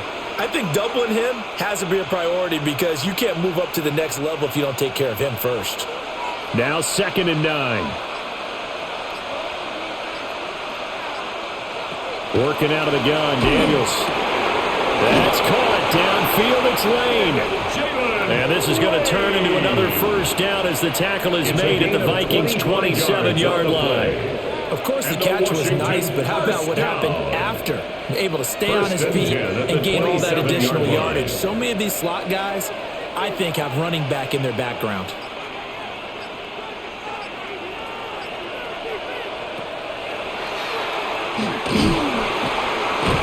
And he's going going to be stacked up right at the line of scrimmage. Nothing there for him. Second down. That's a really nice play, being able to stack that one up. But they get back in the huddle. He's got to tell his guys up front, great job. They kept people off of him, allowed him to run free, and make the hit on the runner. Filled the gap nicely, kept him to just a 1-yard gain. Here's Daniels. And he completes this one to Terry McLaurin. And he doesn't quite make it, taking it with an eyelash. Dropped it to 1. A good pickup there, 26 yards. And partner, in a tie game in the fourth quarter, you and I both know in the NFL, that's when you lean on your stars. And he came through with a nice catch right there.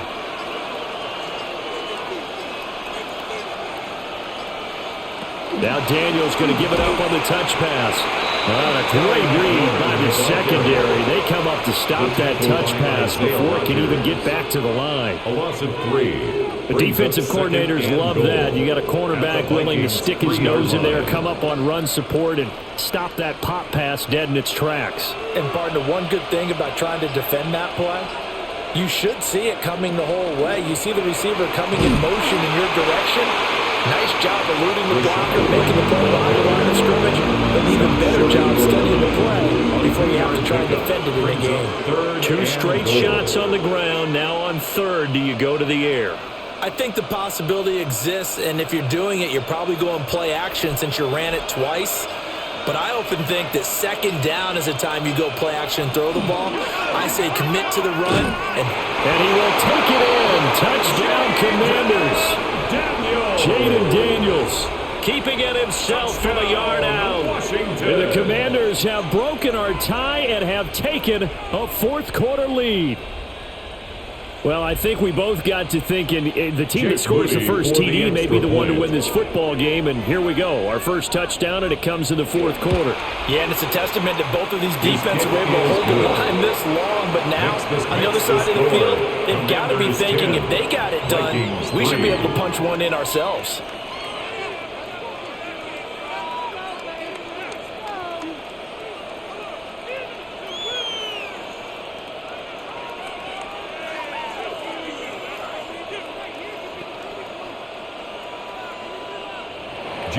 So after the made field goal by Moody, he's back out to kick this one away.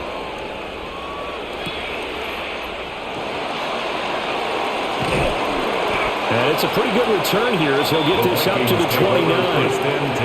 And now out comes Minnesota. They now trail by 7 after that last touchdown here in the fourth quarter. What a big spot for this offense. See if they can cobble something together on this drive. Looking to put a drive together.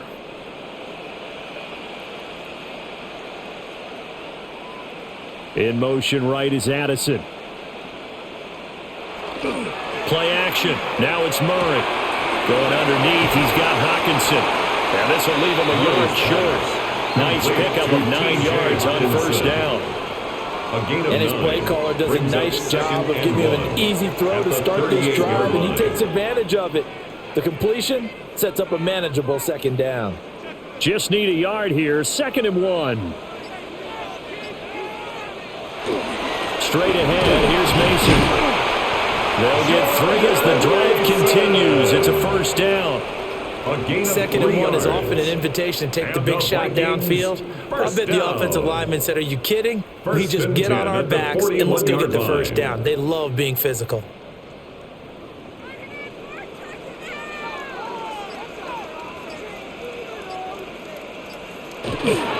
Mason going to get it on first down. And they're going to stop him right at the line of scrimmage. Just no cutback lane to be found whatsoever. 2nd and 10. A loss of a yard. I like the strategy. Extra tight ends, extra beef. They want to run the football, but that means they probably want to run it inside. If you get strung out on the perimeter, you're in peril. Yeah, we saw the result. Negative yardage.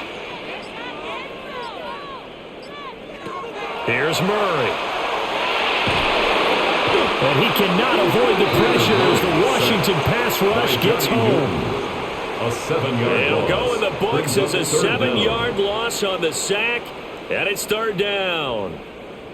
I thought there at the end he may have had a chance to release that, but that pocket closed a little too quickly, and down he went. Yeah, he was certainly trying to do everything he could to extend the life of the play, probably counting in his head 1, 2, and then he ran out of time.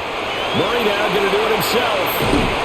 And they're going to have this across midfield and inside the 45. Turns out to be a great idea to tuck that one. Good for 24 yards. So there you go. Save your best scramble of the day for a big-time situation in the fourth quarter, picking up the first. You don't want to use it up early, right? You want to make sure you save it for that exact moment, that key time, and that's what he did, although you and I both know it wasn't planned that way. But what a nice job. And he's able to get it back here to the 43-yard line. So the ball changing hands on the interception, but meanwhile here we do have an injury on the play. While they come out and take a look at him, we will step aside for just a moment.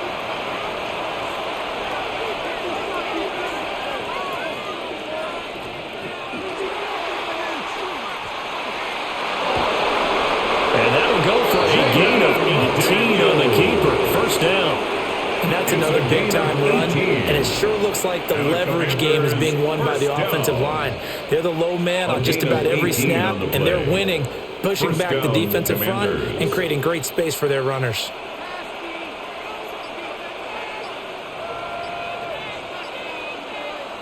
Daniels looking to throw. Now he'll tuck this and run.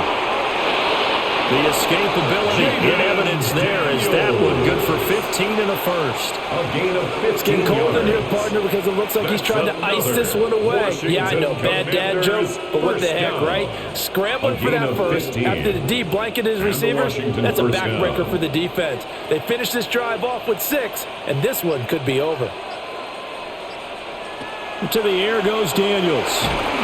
And they're going to get him. They bring him down to sack back at the 16-yard line. The safety blitz staged to perfection that time as they sack him for a loss of 6. First and goal looked like things were set up nicely, and now all of a sudden on second and goal, Charles, a big challenge ahead of them. And you have to know when you're this close to the goal line, things are going to happen faster, so you've got to get the ball out quick. Not going to have much time in the pocket before the defenders bring pressure. Good yardage there on the scramble, and all of a sudden they're left with a 3rd and 2, much more manageable. I thought they were going to sack him there like they did on first down. Great coverage, but he found a way to move with his legs. Yeah, his ability to take off, not only did he get some yardage back, he got a little bit extra. Really helps him on 3rd down, makes it manageable now. On the bootleg, it's Daniels. Blitz coming, and down he goes. It's a loss of 10 on the sack, and it leads to 4th. Well, remember, they had the nice gain on the previous play, but they just gave a lot of it back right there on that sack. Yeah, they get the sack, get back some real estate. Felt like the type of play that can spark a defense and swing some momentum. Almost felt like a take-that type of a play, didn't it, partner? And his kick is good. And they will stretch their lead to 10 now at 13-3. Well, some field goals are bigger than others, and that one makes this a 2-score game. And with the way their defense has played all game long, that's kind of a love letter to them because that might very well be all the points they need.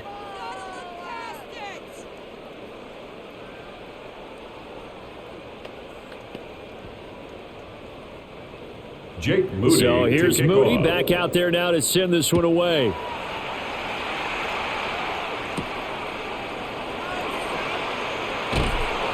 And he brings us out past the 20 to the 24.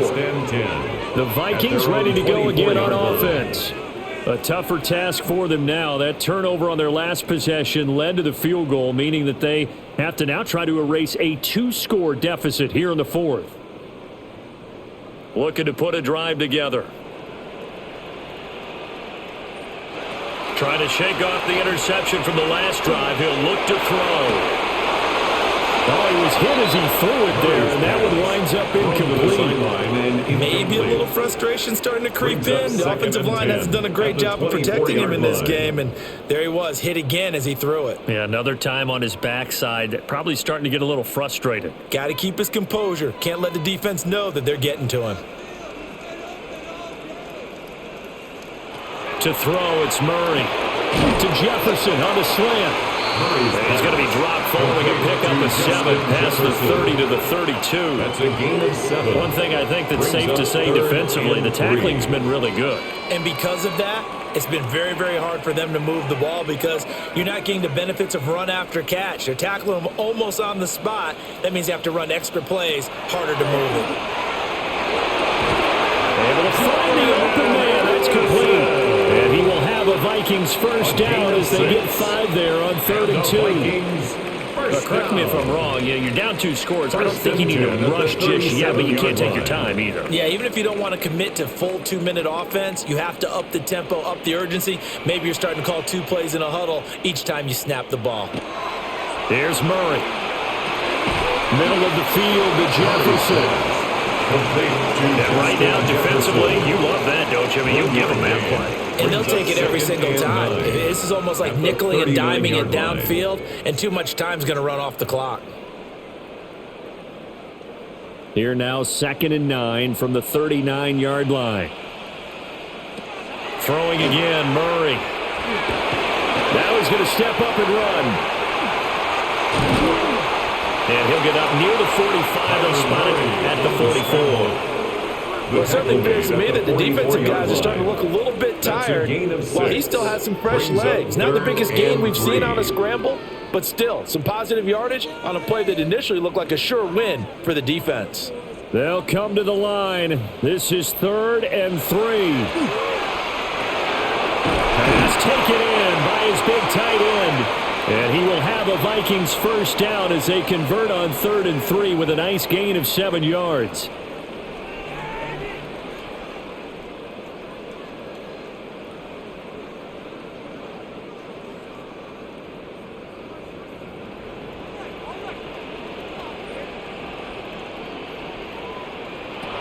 Back to throw, Murray.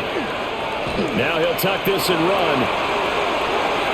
And he's got this down a yard or 2 shy of the 40 before he's out of bounds. You know what I like about that play? He didn't try to do too much on first down. He took what the defense gave him, put together a solid gain to bring up 2nd and manageable. Now they have a couple of plays to pick up just a few yards and a new set of downs. They'll come up now on 2nd down.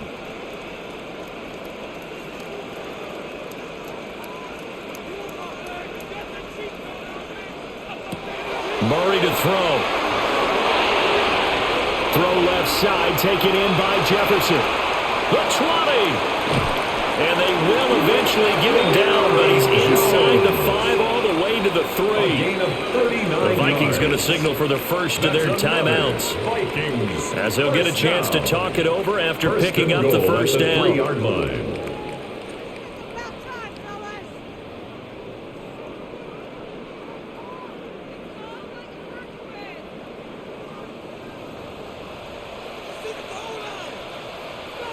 To throw is Murray. And this is caught now for a late touchdown. So hold everything here. This one's not over yet.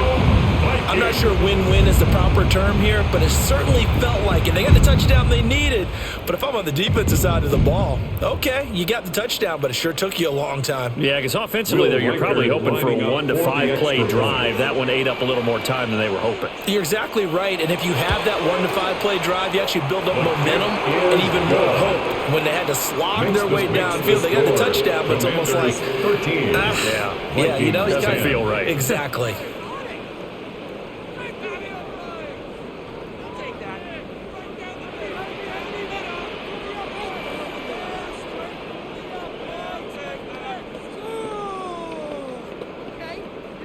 So they got their touchdown, now down a field goal. Here comes the onside kick. And this is going to be covered up by Washington. The onside kick. And now looking at the clock here, they do have 2 timeouts, but even if they force a 3 and out, they're going to have very little time remaining. So that means they've got to be aggressive and find a way to knock the ball free. They've got to come up with it because they can't just rely, as you noted, on using their timeouts and getting the ball back.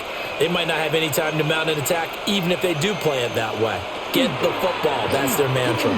They'll start by running the option to the right. Now the Vikings will use the second of their timeouts, as they'll head to the sideline and talk over what to do next.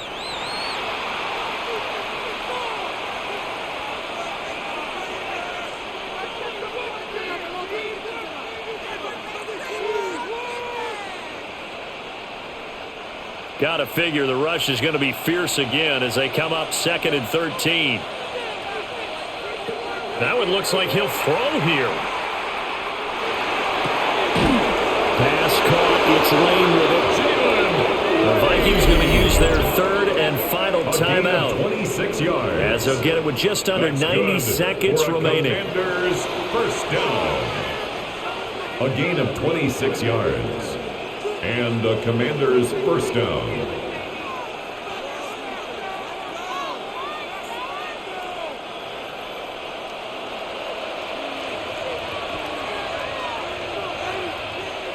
And they'll indeed take a knee. So it's Washington getting the victory here. And this one won't be remembered for many offensive fireworks, but they did it.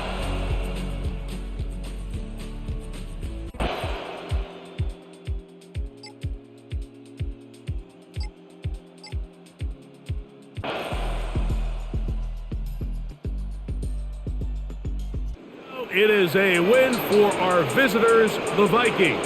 And right away, you can point to the turnover battle. Always key. Tells the story so often. It did.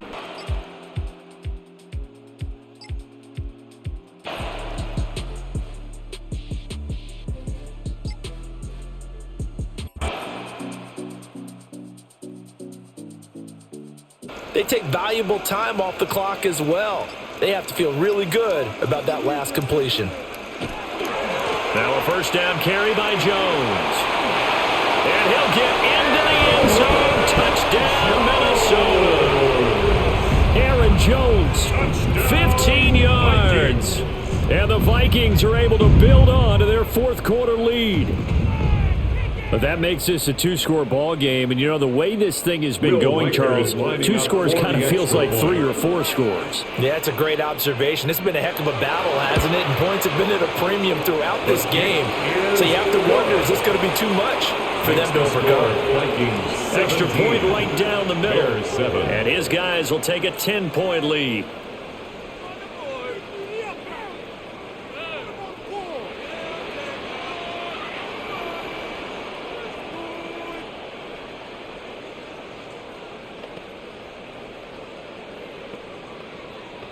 Will Riker The kickoff unit is out on the field, and they will send this one away.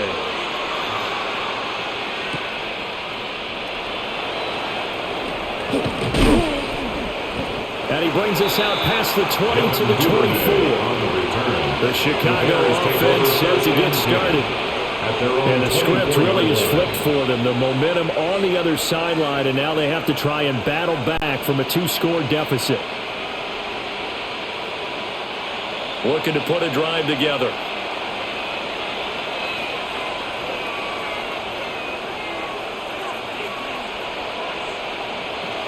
They'll start on the ground with Swift. And they're going to get him behind the line yet again as his nightmare afternoon continues. Yikes, a 4-yard loss really sets him back now for 2nd down. Yeah, another negative play in an early down situation. This one to start the drive. You're putting a lot of pressure on your quarterback to bail you out when you're in 2nd and long yardage. Throwing is Williams. And that'll be off the mark, too far out in front, and it's incomplete. I think put just a little bit too much heat on that one. When you throw it to the outside, you do have to be careful because you got to keep it away from the defender, but you also have to give your own guy a chance too. The Bears on 3rd down, lacking much success, just 2 for 7 to this point. This is 3rd and 14. Working out of the gun, Williams. Pressure coming from the Vikings, and they get there and bring him down. 4 yards. Multiple defenders there to drop him for a loss of 4. Well, certainly some teams are not intimidated by down and distance on defense, are they? 3rd and very long? Let's go get this guy again. Big-time pressure. Here comes the Bears punter now. As the drive goes backwards, so he's on to punt it away. So possession goes over here on the punt. And the Vikings will take over here 1st and 10. Now the Minnesota offense set to take over again. Now there are 2 scores on the plus side. Still time here in this 4th quarter, but maybe you start thinking about playing keep away? Yeah, I think here's the situation. You're not thinking touchdowns anymore. You're just thinking first downs. To keep up with your theme there, playing keep away, first downs, they can't touch the ball. A good job of just fighting through one tackle there to pick up about 3. Second down coming up. 4 yards on the I'm guessing you'd say this is kind of the key here. Grind out some yardage, work on that clock, see if you can continue to tick it down. Definitely, you want to bleed things out at this point, right? Continue to possess the football, gain some yardage, and put the onus on the defense. Do they have to use timeouts? What are they going to do to stop you? You're taking charge. And he'll lose yardage here, back at the 41. It'll go down as a 2-yard loss, and it brings up a third down. And we constantly talk about people being on the same page. In this situation, the two of them saw the play with the same eyes. They understood where the open spaces were going to be, and they found a way to get there to pick up a new set of downs. Now McCarthy. He'll try and do this himself. And he'll be brought down right at the 35-yard line. He'll wind up getting 4 yards there on his own, but it also brings up fourth down. Nice call on defense, rolling out the nickel package for that big third down play, and they did an excellent job locking down coverage and forcing him to try and run for it, and he doesn't get there, which brings up a big fourth down call. So they're forced to punt on fourth as this one's away. It'll be a 39-yard punt, no return, and the Bears take over. Another drive coming up for this Chicago offense. Their defense was able to force the punt. That's the good news, but this is still a 2-score game, and they need points on this drive and in a relatively quick manner. They're coming out with a jumbo package to start the drive. They'll fake the give. Now Williams. There's a short one caught by Loveland. And just 3 yards on the catch there. He couldn't get away. And that'll bring up second down. This possession means so much for them. They've got to focus on this drive and find a way to make this a one-possession game. Yes. Got to get a score. Yeah, so good with a field goal. Don't necessarily need a touchdown. To the air. Williams. And that falls to the ground, incomplete. A nice job of bodying it up defensively. And now it brings up third down. Not only did he have a chance to scan the field there, it felt like he had a chance to scan it twice. The protection was that good. Unfortunately for him, the coverage downfield, equally good. Here's Williams. He'll fire deep, looking for more. And unable to connect, incomplete. Give them credit, they took their shot, but it's going to bring up fourth down. Give him big credit for his coverage right there, because when he saw the route break deep, he stayed in position to prevent a completion while avoiding any risk of a flag. Here comes the Bears punter now. He's been one of their few bright spots so far.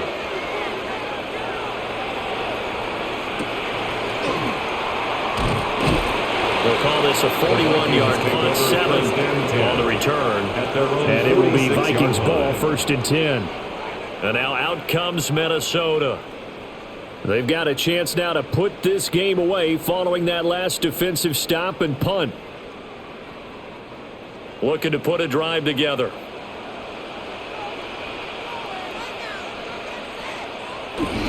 McCarthy off the play fake. On the RPO, he'll keep it himself. And this will leave him a yard short. Nice pickup of 9 yards on first down. I do think it's fair to say they were caught off guard a little bit. We decided not to throw it on first down. But give them credit. They recovered in time to deny him the first down yardage. But it's only 2nd and short. So that run is still likely to lead to a new set of downs.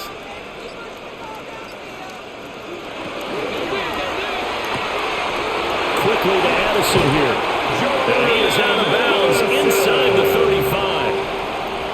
5th catch of the afternoon, and that gives him a first down. Partner, I like that they're staying aggressive on offense, because to me, this drive is what is known as a put-away drive. You score here, that might put this one to bed. I like the fact that they're playing with confidence and not playing with fear. Running right, Jones. And he is going to lose yardage here. Joe Tryon in pursuit that time, and he gets the tackle for loss. Well, he can be a load to handle off the edge, and he can do it against the pass. Sure, he can do it against the run like he did there. And you mentioned a load. How about having to adjust to his speed as well? Because not only does he bring some pop, he brings some dash as well. A nice play in that situation. And this one incomplete. Too much contact to hold on to that one, and it's third down. Makes it third down. When you run in the slant, timing is everything. And against that man coverage, there was no space available, and incompletion as a result. An incomplete pass on that last play, and that means they'll need to come up with something here on third down. McCarthy, he'll set to throw it. And that is incomplete. And the pressure there on third down, forcing the errant pass. Fourth down coming up. Putting pressure on the guy throwing the football is always good, but when you can couple that with contact on him that leads to an incompletion, as we just saw there, that's winning football. So here we go. Maybe the biggest kick of the game forthcoming. It'll be spotted on the right hash. A 52-yard attempt. And this one is right through. And that will open the lead up now to 20-7. So that maybe not a knockout blow, but I suppose certainly every little bit helps when you're trying to salt one away in the fourth. Well, the possibility of being beaten by 2 late touchdowns or at least sent to overtime does exist, but time, definitely a big factor at this stage of the game, is in their favor. Minnesota's kick team ready, and the Vikings boom it away.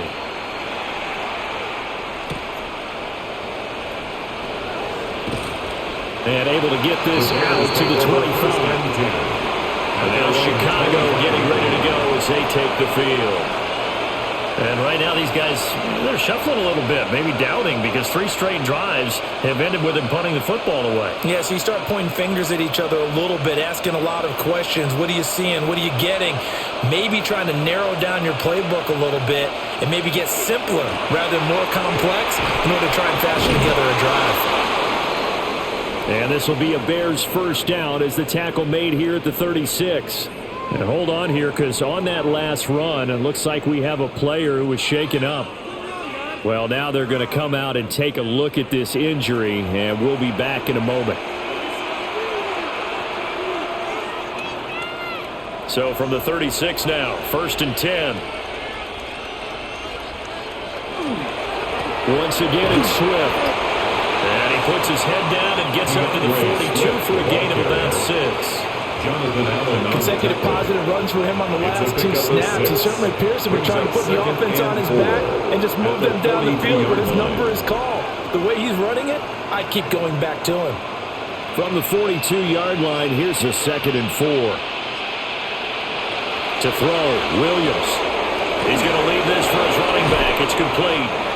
And he'll be taken down, but not before he works it past the 50. A gain there of 12 yards and a first down for the Bears. This defense has certainly had an outstanding second half, haven't they? I know they just gave up a first down there for the offense. They're hoping that that's something they can jumpstart with and maybe start to move the ball a little bit better. But it's been tough sledding for them here the entire second half. From left side, taken in by Kmet. And they go backwards here, losing yardage back at the 48-yard line. That one unable to develop, never got going. A loss of a couple, and it's 2nd down.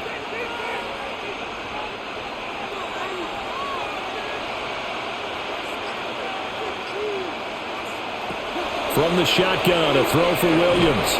A loss of 8 that time, and it brings up 3rd down. And an 8-yard loss on the play. It's now 3rd down.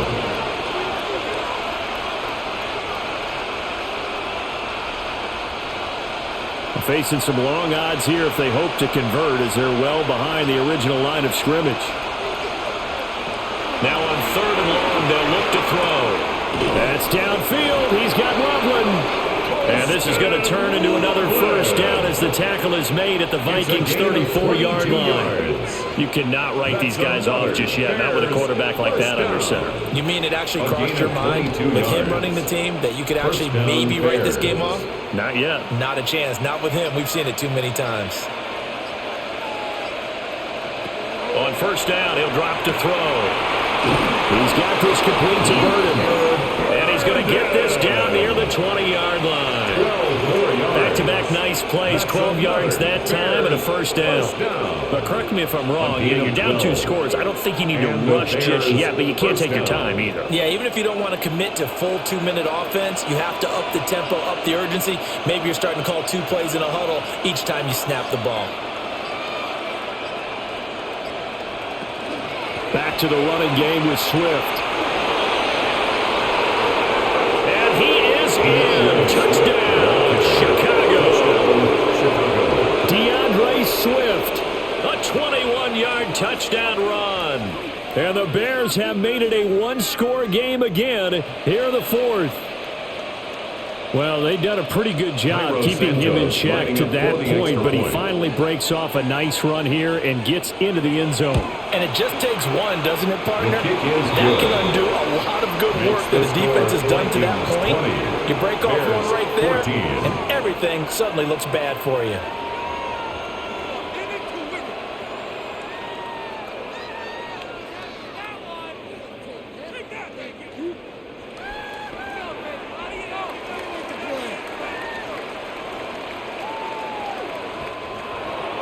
Now after the touchdown, here's Santos to kick this one away.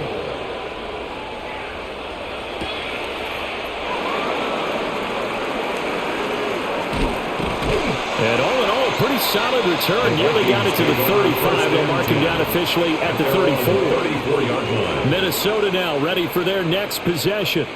Right now clinging to a 1-score lead, Charles, and I think operating within that 4-minute offense with a little less than 4 minutes to go applies here, right? It certainly does, and that means the playbook is still wide open. But you are a little bit more careful about what you're calling. You want plays that are going to gain yardage, how would you say it, consistently, right? You don't need the big shots downfield, but make sure the clock continues to run. Pile up the first downs. And the goal, end the game with your quarterback kneeling down at the end, and you still have the lead. Well, how about this aggressive approach? Got the lead, 4th quarter, continuing to throw the football. Are you thinking about Super Bowl 51? Atlanta had the lead against New England, and they ended up giving it up? I was going to say don't say it, but you did say it. I did, didn't I? Yeah, anybody watching Atlanta, our apologies.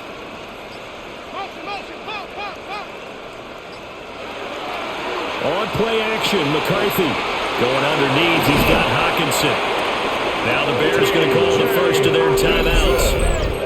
And as the two teams talk it over on their respective sidelines, we take a break. Vikings, first down. 1st and 10 at the 39-yard line.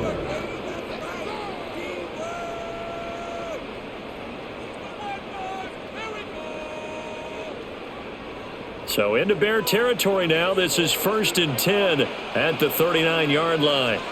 They'll bring a receiver in motion right. They'll go play action. Here's McCarthy. Going back to the same well. It's Hockenson again. Now the Bears going to use the second of their timeouts. And as the two teams talk it over on their respective sidelines, we take a break. 33-yard line.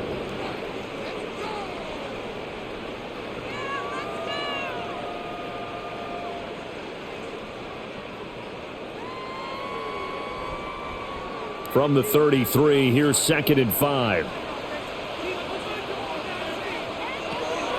Up the middle, Jones. Now the Bears will use their 3rd and final timeout. And as the two teams talk it over on their respective sidelines, we take a break. Brings up 3rd and 3.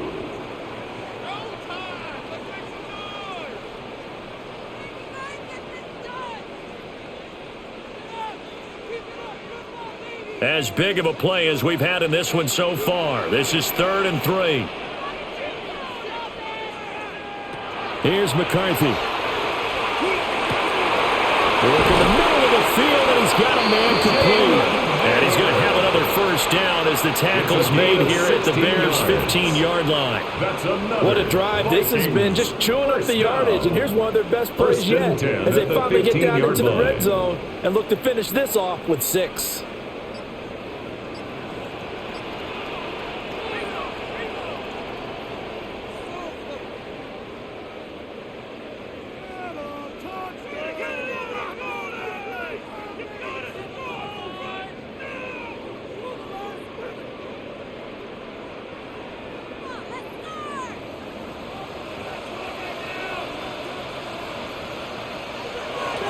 take a knee here.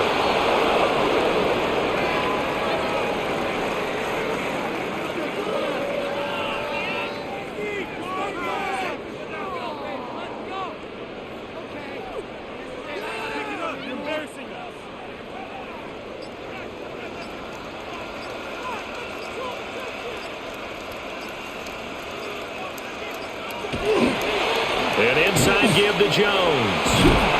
And he's going to be brought down just shy of the 5 at the 6.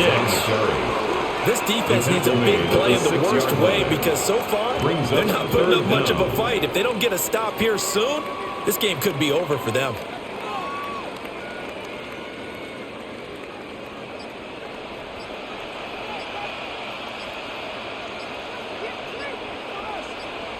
Clock counting down toward 40 seconds as they take the knee. Oh, we all just got a heck of a show, partner. This was a close game for a long time. Close